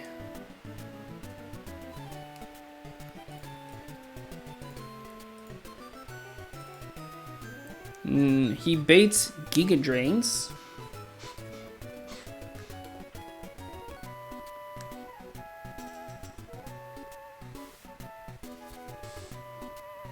And he has a higher threshold for Wood Hammer and Low Kick. No, he has a higher threshold. But also for knockoff, I guess. And I'd have to take 3 hits unless I run like Metal Code. Or Life Orb even.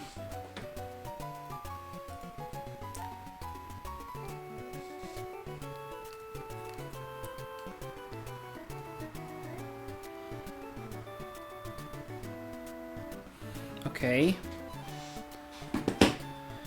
Why did I... Annoying. This is so annoying.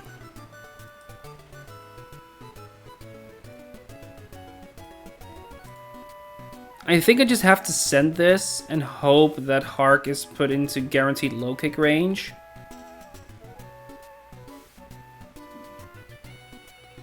Maybe by running a Pecha Berry, I make it a little more consistent. Because then I never get poisoned. And the worst that can happen to me is I get double Giga Drained, I guess. Which on 2 crits would put me in knockoff range. Wait, no. I'm not quite done.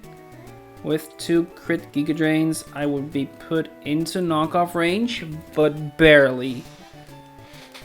So I'm risking double crit from the guy with this... I was gonna say with the scope lens, but that's not true. And there's also a chance that I get poisoned by Sludge Wave. Oh, but I cannot put myself... Then I'm still putting myself at full for the Air Slash Giga Drain shenanigans, which could put me in not low kick range. Not guaranteed low kick range. And that is what I need.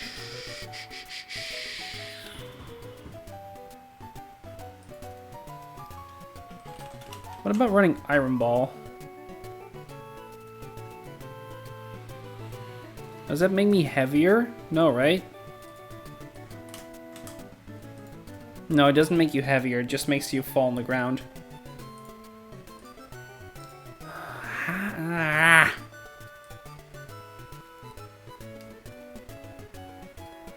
I need something else for this then.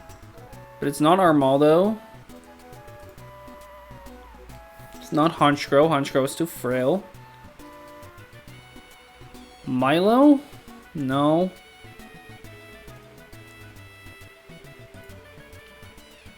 Can this stream stop being such an annoying piece of shit? I think this is just... I was gonna say maybe this is just where I call it.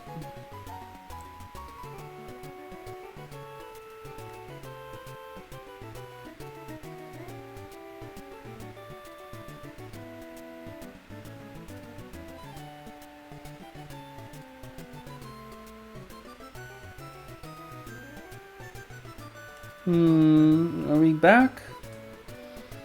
Double checking that we are back. We are back. Okay, cool.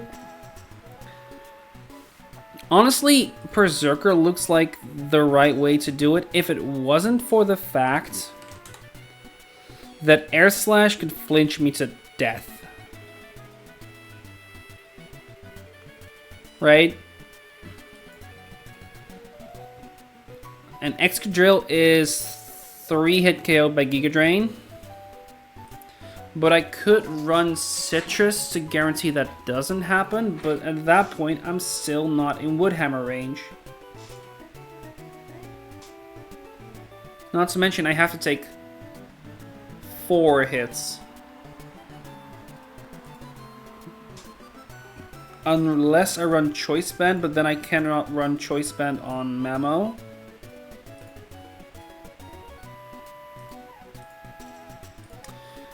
Whose Choice Band won't make him outspeed the Crobat, so that's not an option. He has Life Orb. What am I doing?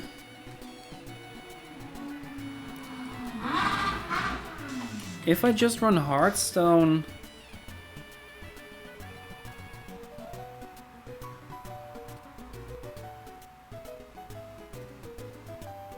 then I won't take 2 ticks of poison. What about Expert Belt? Does the exact same thing though.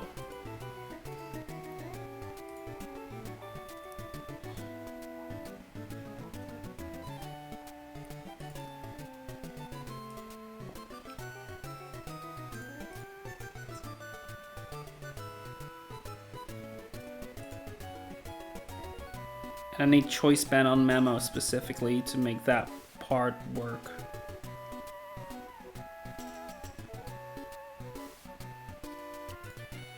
Like, I have my solution. I just need to find...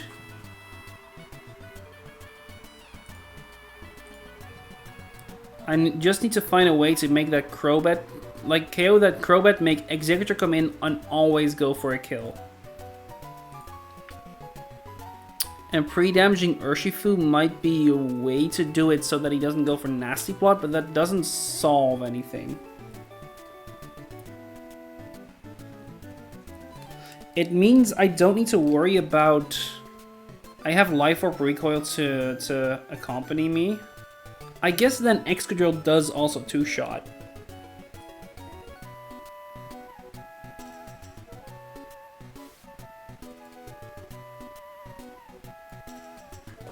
But Crobat will be going for 3 attacks. And that can be Giga Drain, Nasty Plot, Giga Drain. Not to mention Giga Drain will recover him enough to where I need to worry about Life Orb, like where Life Orb might be mitigated.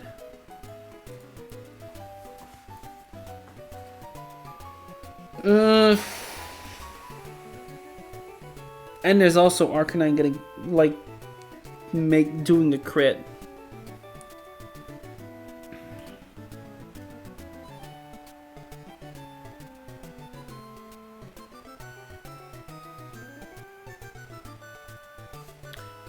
How would his first impression do?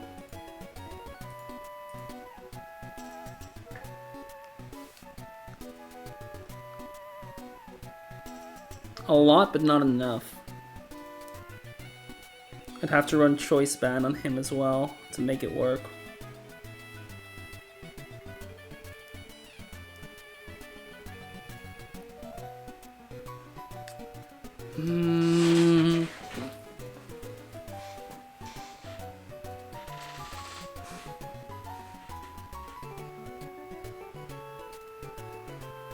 Maybe I just run it with Avalugg and hope for no boom?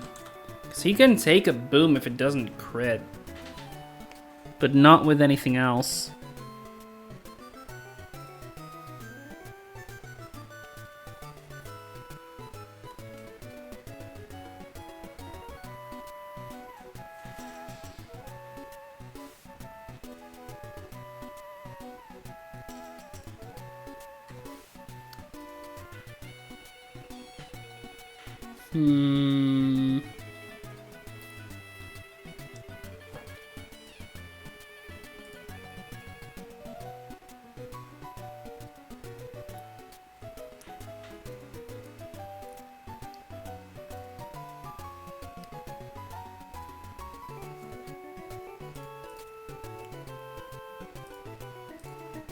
Those two deal the same damage, so it's not like I don't have that option. So using Sneasler.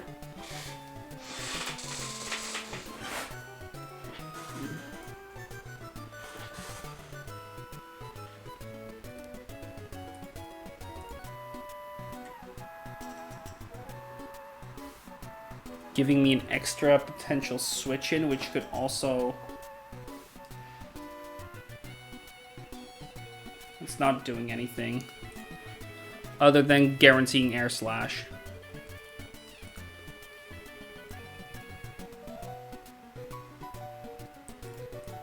If I could make this... No, it's still Flash Cannon. Flash Cannon and HP Grass do the same damage, so it's not like that is a difference.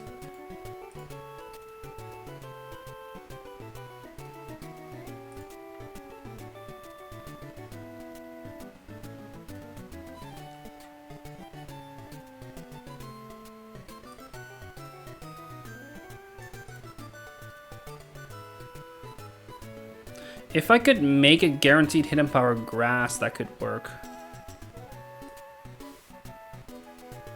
For that I need like a grass weak mon that isn't... That would be him. No, because that... There's no way he ever clicks hidden power grass over Flash Cannon. It would need to be like a water ground type, exactly.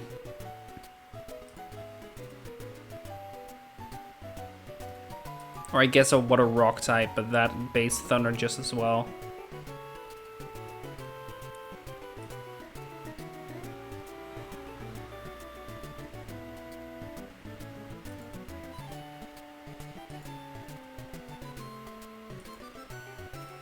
Does Ampy get Break? If so, that might just be a cute little tech. He does. Not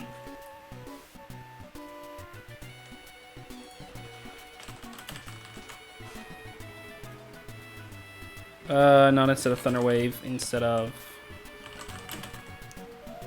Thunder.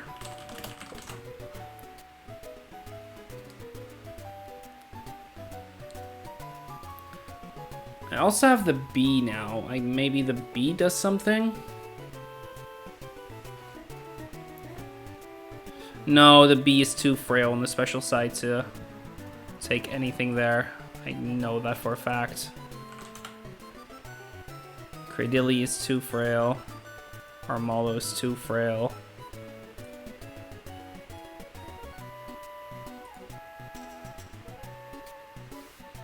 Altaria cannot do anything to Mag.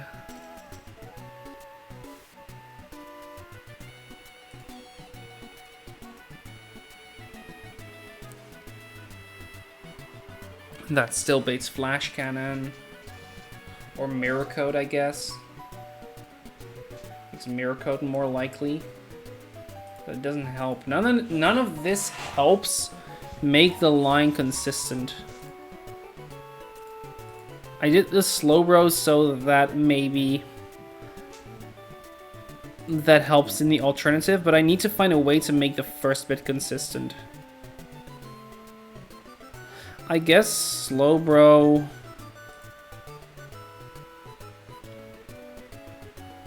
with a Citrus Berry.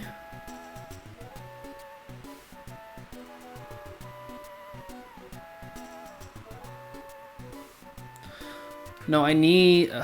right, the CC, I need the flip turn damage. That's why I used Prim.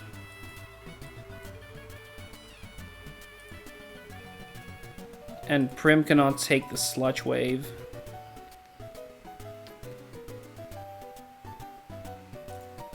Do I just run him Citrusless, maybe?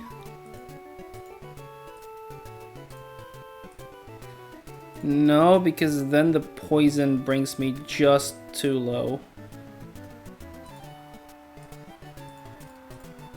And again, I need the pre-damage. The range of what can happen is just too high. My god.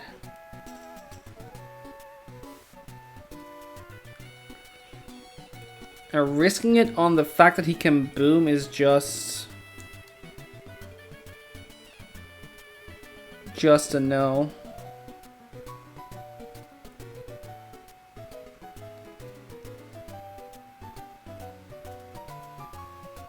If he booms,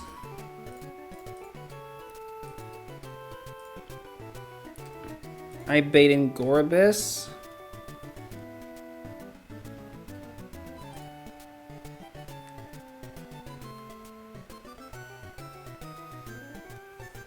Resulting in an Ice Beam.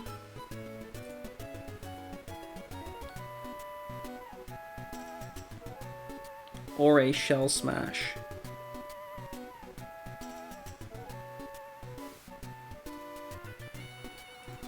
It means that Hark is decently bulky and guarantees... It means he's bulky enough to where he always guarantees Surf even after an Ice Beam? Not necessarily. If I'm at 189, I'm already not certain of it, so 189. 189, but now? Then after a crit Ice Beam... Actually, no, I always still bait Surf afterwards. Which gives Prim a slightly safer switch in.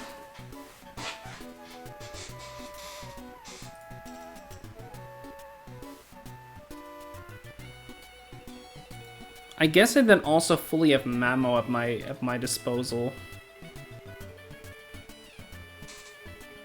Coming in on Ice Beam, who can take that just absolutely fine. Always baiting Surf.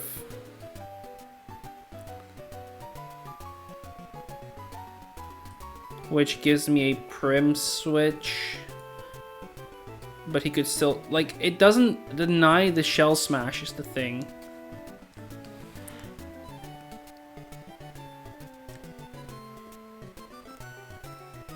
But it does mean I can run a Citrus on Prim instead. Does that solve it? Does that solve my issues?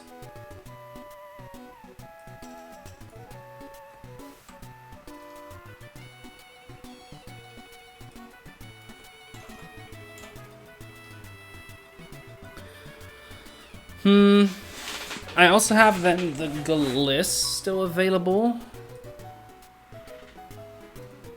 So maybe like a Moonblast.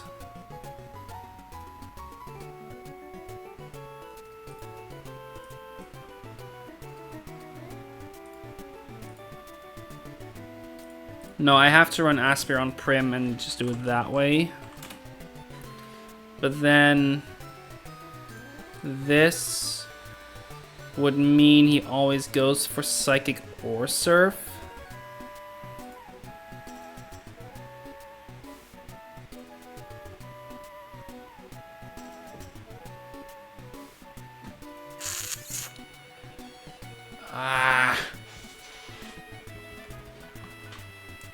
It's like this one teensy tiny chance, and it's so annoying because for all intents and purposes, I can expect just Air Slash Giga Drain, right?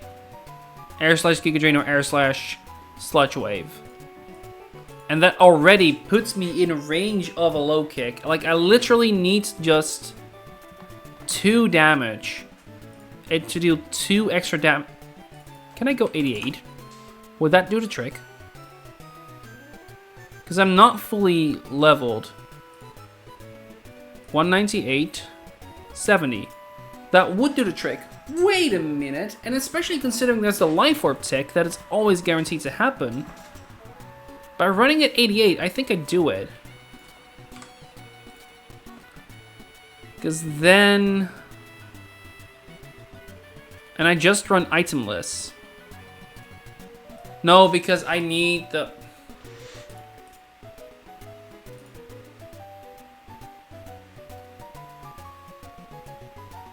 I need to make sure, like, it's the opposite end that's the issue.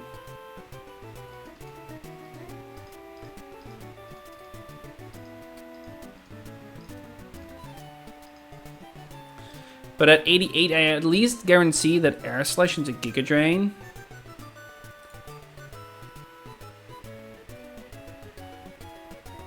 Doesn't put me into that range. Really? Oh, I forgot about the fact that my HP was lower. Fucking hell.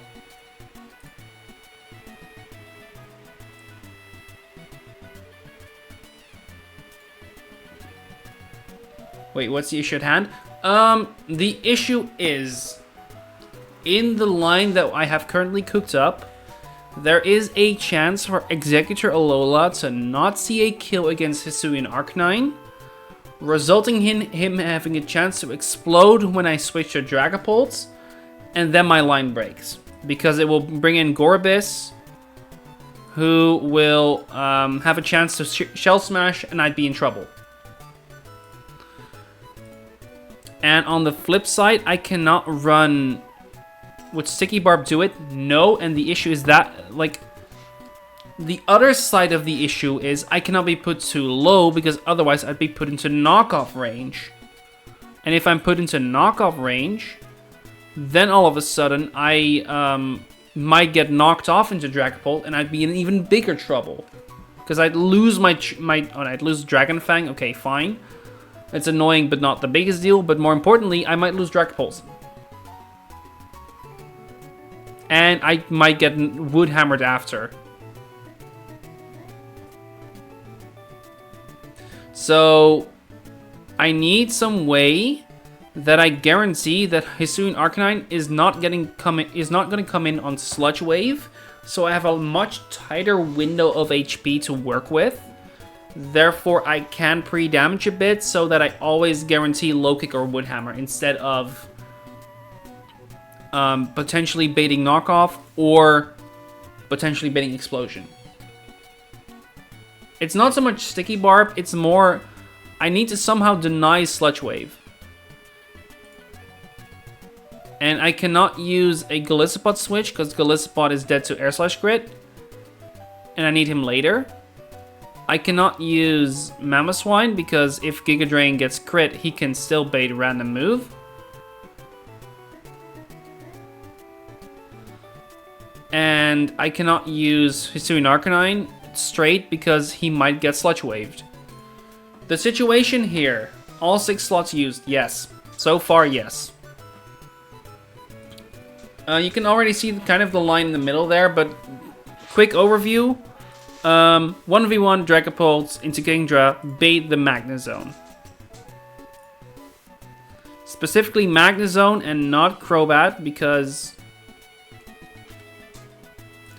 I need to kill Magnezone with Urshifu Brick Break so that the Aurora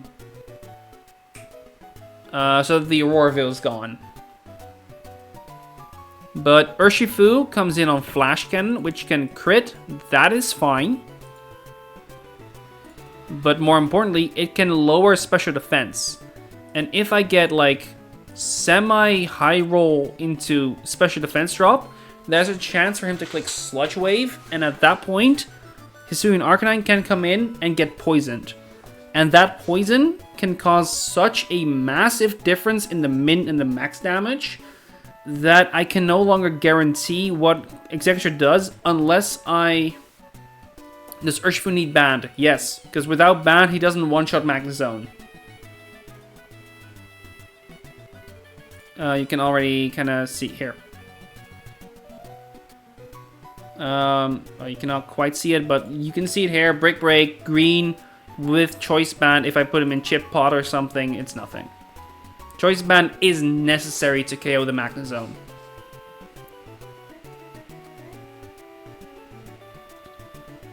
I'm not used to looking at this calc. Fair enough. No, I get that.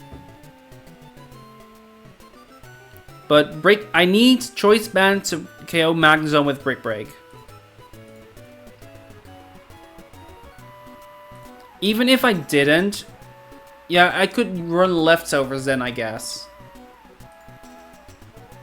If I could run leftovers, then that would already... No, it would not even resolve the issue, but whatever.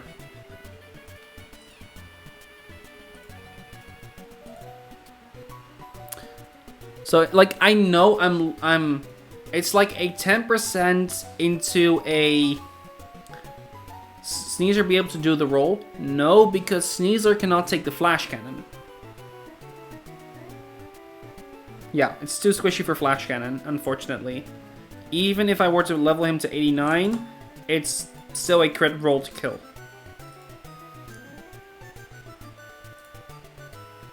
So, Sneasler cannot overtake the roll. Even if he could, anyway, to double exit. I looked into that, and it's not possible with the Flash Cannon at least. And it's not possible with the Air Slash from Crobat. And those are the two moves that happen before Executor comes in and would wreak havoc. Partially because Urshifu Rapid Strike, if he gets Flash Cannoned, also there's a chance for him to just Nasty Plot. And we don't want that to happen either.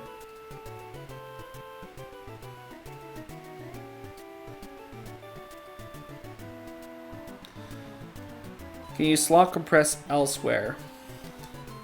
I need Mamoswine specifically to get an Ice Shard kill on Executor Alola. I have nothing else in terms of priority to KO the Executor. For the Honchkrow, I'm using Urshifu Close Combat. After he comes in on Superpower or Night Slash, I believe. Can pot First Impression kill eggs, not without a Choice Band. But with a Choice Band he could, but he cannot come in on Woodhammer. And with Hisuian Arcanine at least, I might bait Woodhammer. So... yeah, not to mention, if I do that, I don't guarantee a safe switch in for Urshifu. So, like, I guess the main thing I could indeed compress elsewhere is getting rid of Mamoswine and using Choice Band on Golisopod. But with the current line, he takes a knockoff, so I cannot run Choice Band on him. Unless I can guarantee a low kick, which is very difficult from my box. Because my grass resists don't bait low kick. Without also baiting Woodhammer. And my fighting weak mons, same deal. I guess Berserker could do that trick, and Berserker does kind of 1v1 the Crobat if it wasn't for Air Slash flinch chances.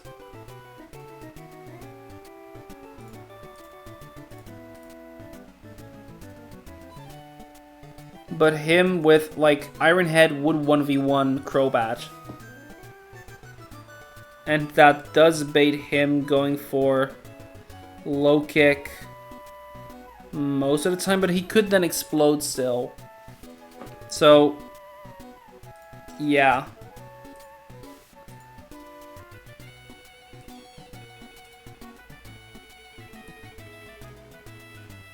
Do I have anyone else that might be specially bulky enough to take on the Crobat? I guess Excadrill could also 1v1 the Crobat, but it is risky as all living hell.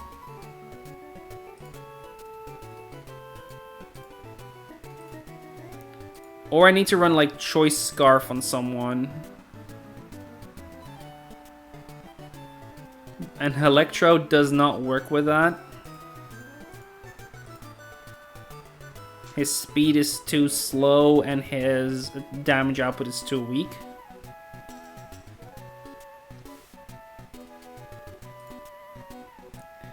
Like, Hamilton is easily the best Crobat counter, right? That is without a doubt.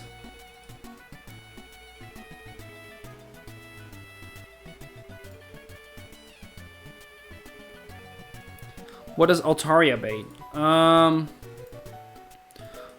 For the Executor, you mean?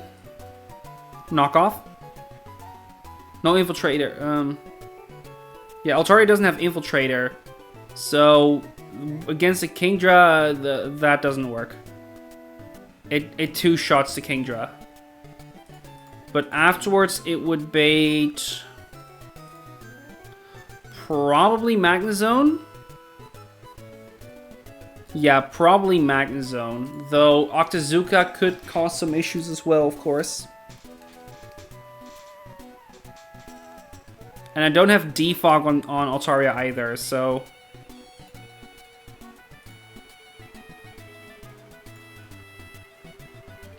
And Sneasler cannot take the Draco.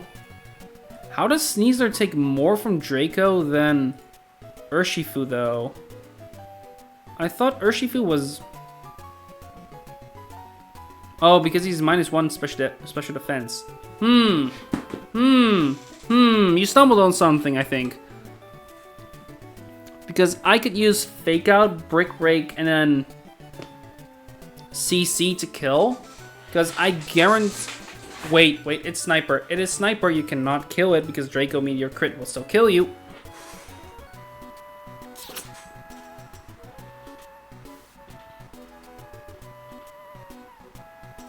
So that doesn't work either. Yeah, no, it has to be Dragapult lead. I guess I could... Yeah, like I said, I could bait the Crobat first by not running Dragon Fang, but just... maybe Life Orb or something. No, I cannot run Life Orb, actually. I can bait the Honchkrow early. But that would not work, because then I don't have a chance to Brick Break. I need to bait Magnezone in first.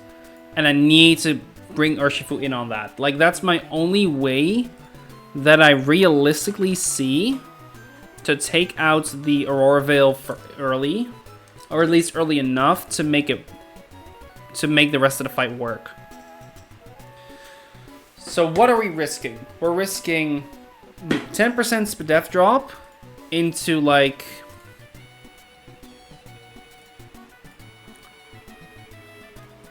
need to make sure that I do it in the right order.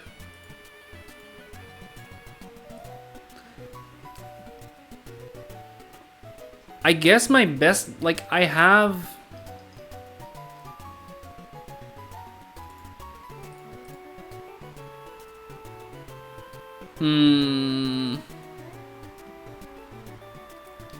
If it's not poison, if there's no poison, if I can guarantee, if it's not Sludge Wave, which has to be like... The odds of that are very low, because it needs to be like a high roll into a Spadef drop into... a 1 in, like, not even a 1 in 3, because there's 1 or 2 rolls of Sludge Wave, whereas there's more rolls of Giga Drain and Air Slash. I think I just have to take that risk. So, assuming that it's never Sludge Wave, what is my window then? What do I need to be at?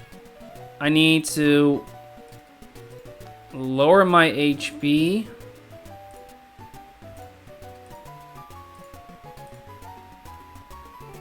By 8. So 284. Could I then ever, if it's...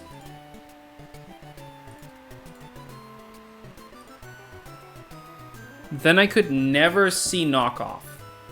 Because I helped the Flexi with this one and we just settled on Brux's Psychic Fang sack at the start. Yeah, I think I can do this sackless.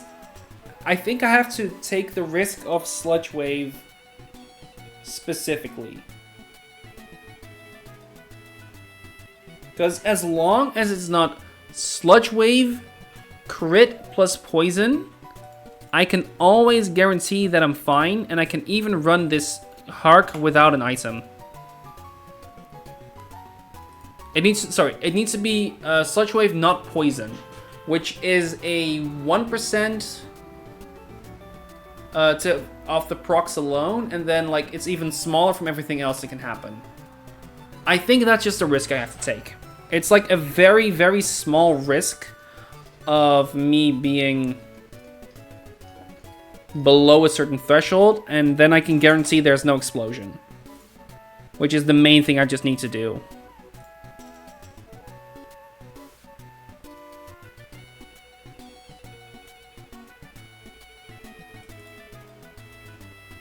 Because the lowest damage he could do is Air Slush into Giga Drain.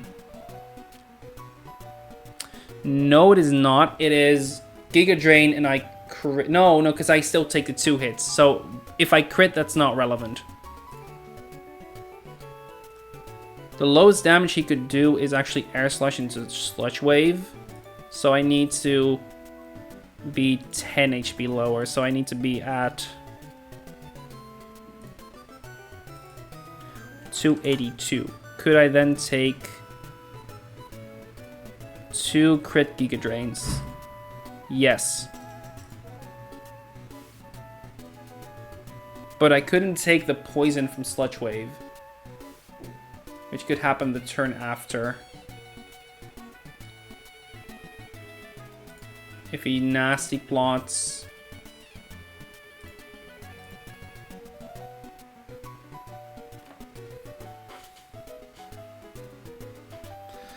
I think if that happens, if I get into knockoff range, I just sack Hisuian Arcanine. I think that's my best solution then. It would be my final fire type and my final rock type. Maybe I then just sack, like, risk it with Mamo, but then I risk a knockoff and then I lose my choice band. That is way worse. I think if the odds are minimal enough to where I think I can risk that and be fine.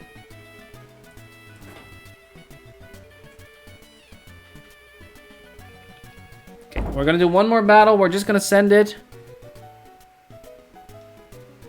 And we're just gonna hope that it works, I guess.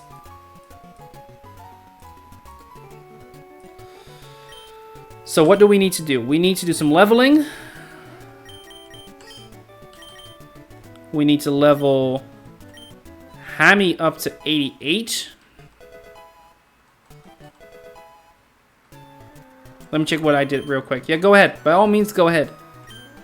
And I run...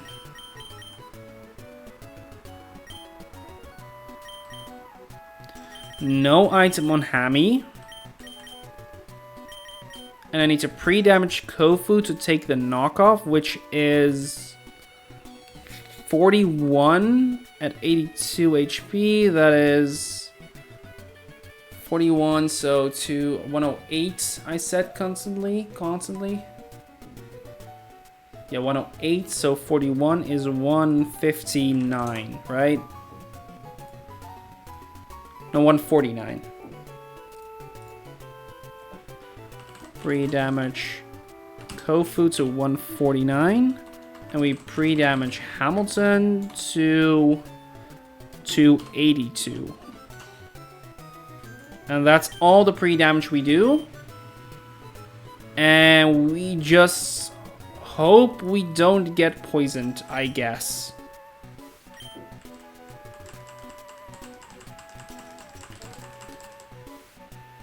Is that really what it boils down to? That we don't get poisoned? I mean, no, that we don't get... I need the citrus for the poison mitigation. Oh my god. Do I just run Pecha then? No, because then I can have increased knockoff damage. That's the issue.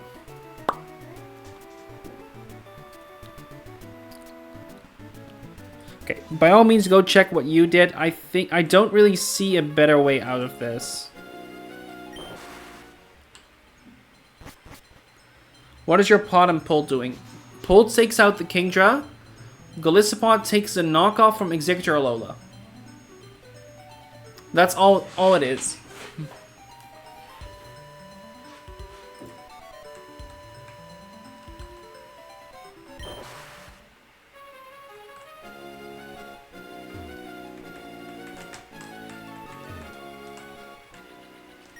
Okay, and then I don't remember where Seafloor Cavern is actually, so I'll just start piece. Yeah, I remember this.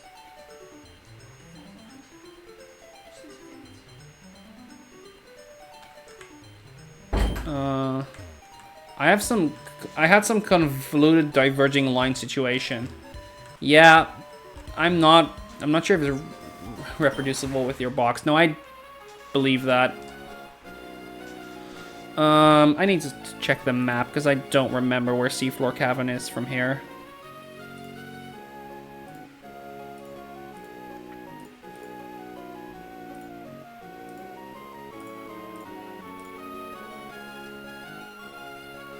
Check my video. For Seafloor Cavern. I will check that out for sure. I think what I'm gonna do is I'm just gonna save this one for later and give myself a bit of extra time to solve this. Save water travel, yeah.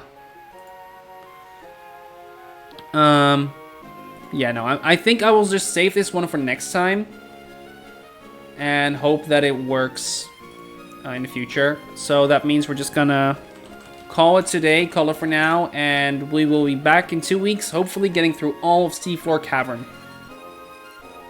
Let's see, I see Rubber Ducky C is once again playing Run and Bun, so we're gonna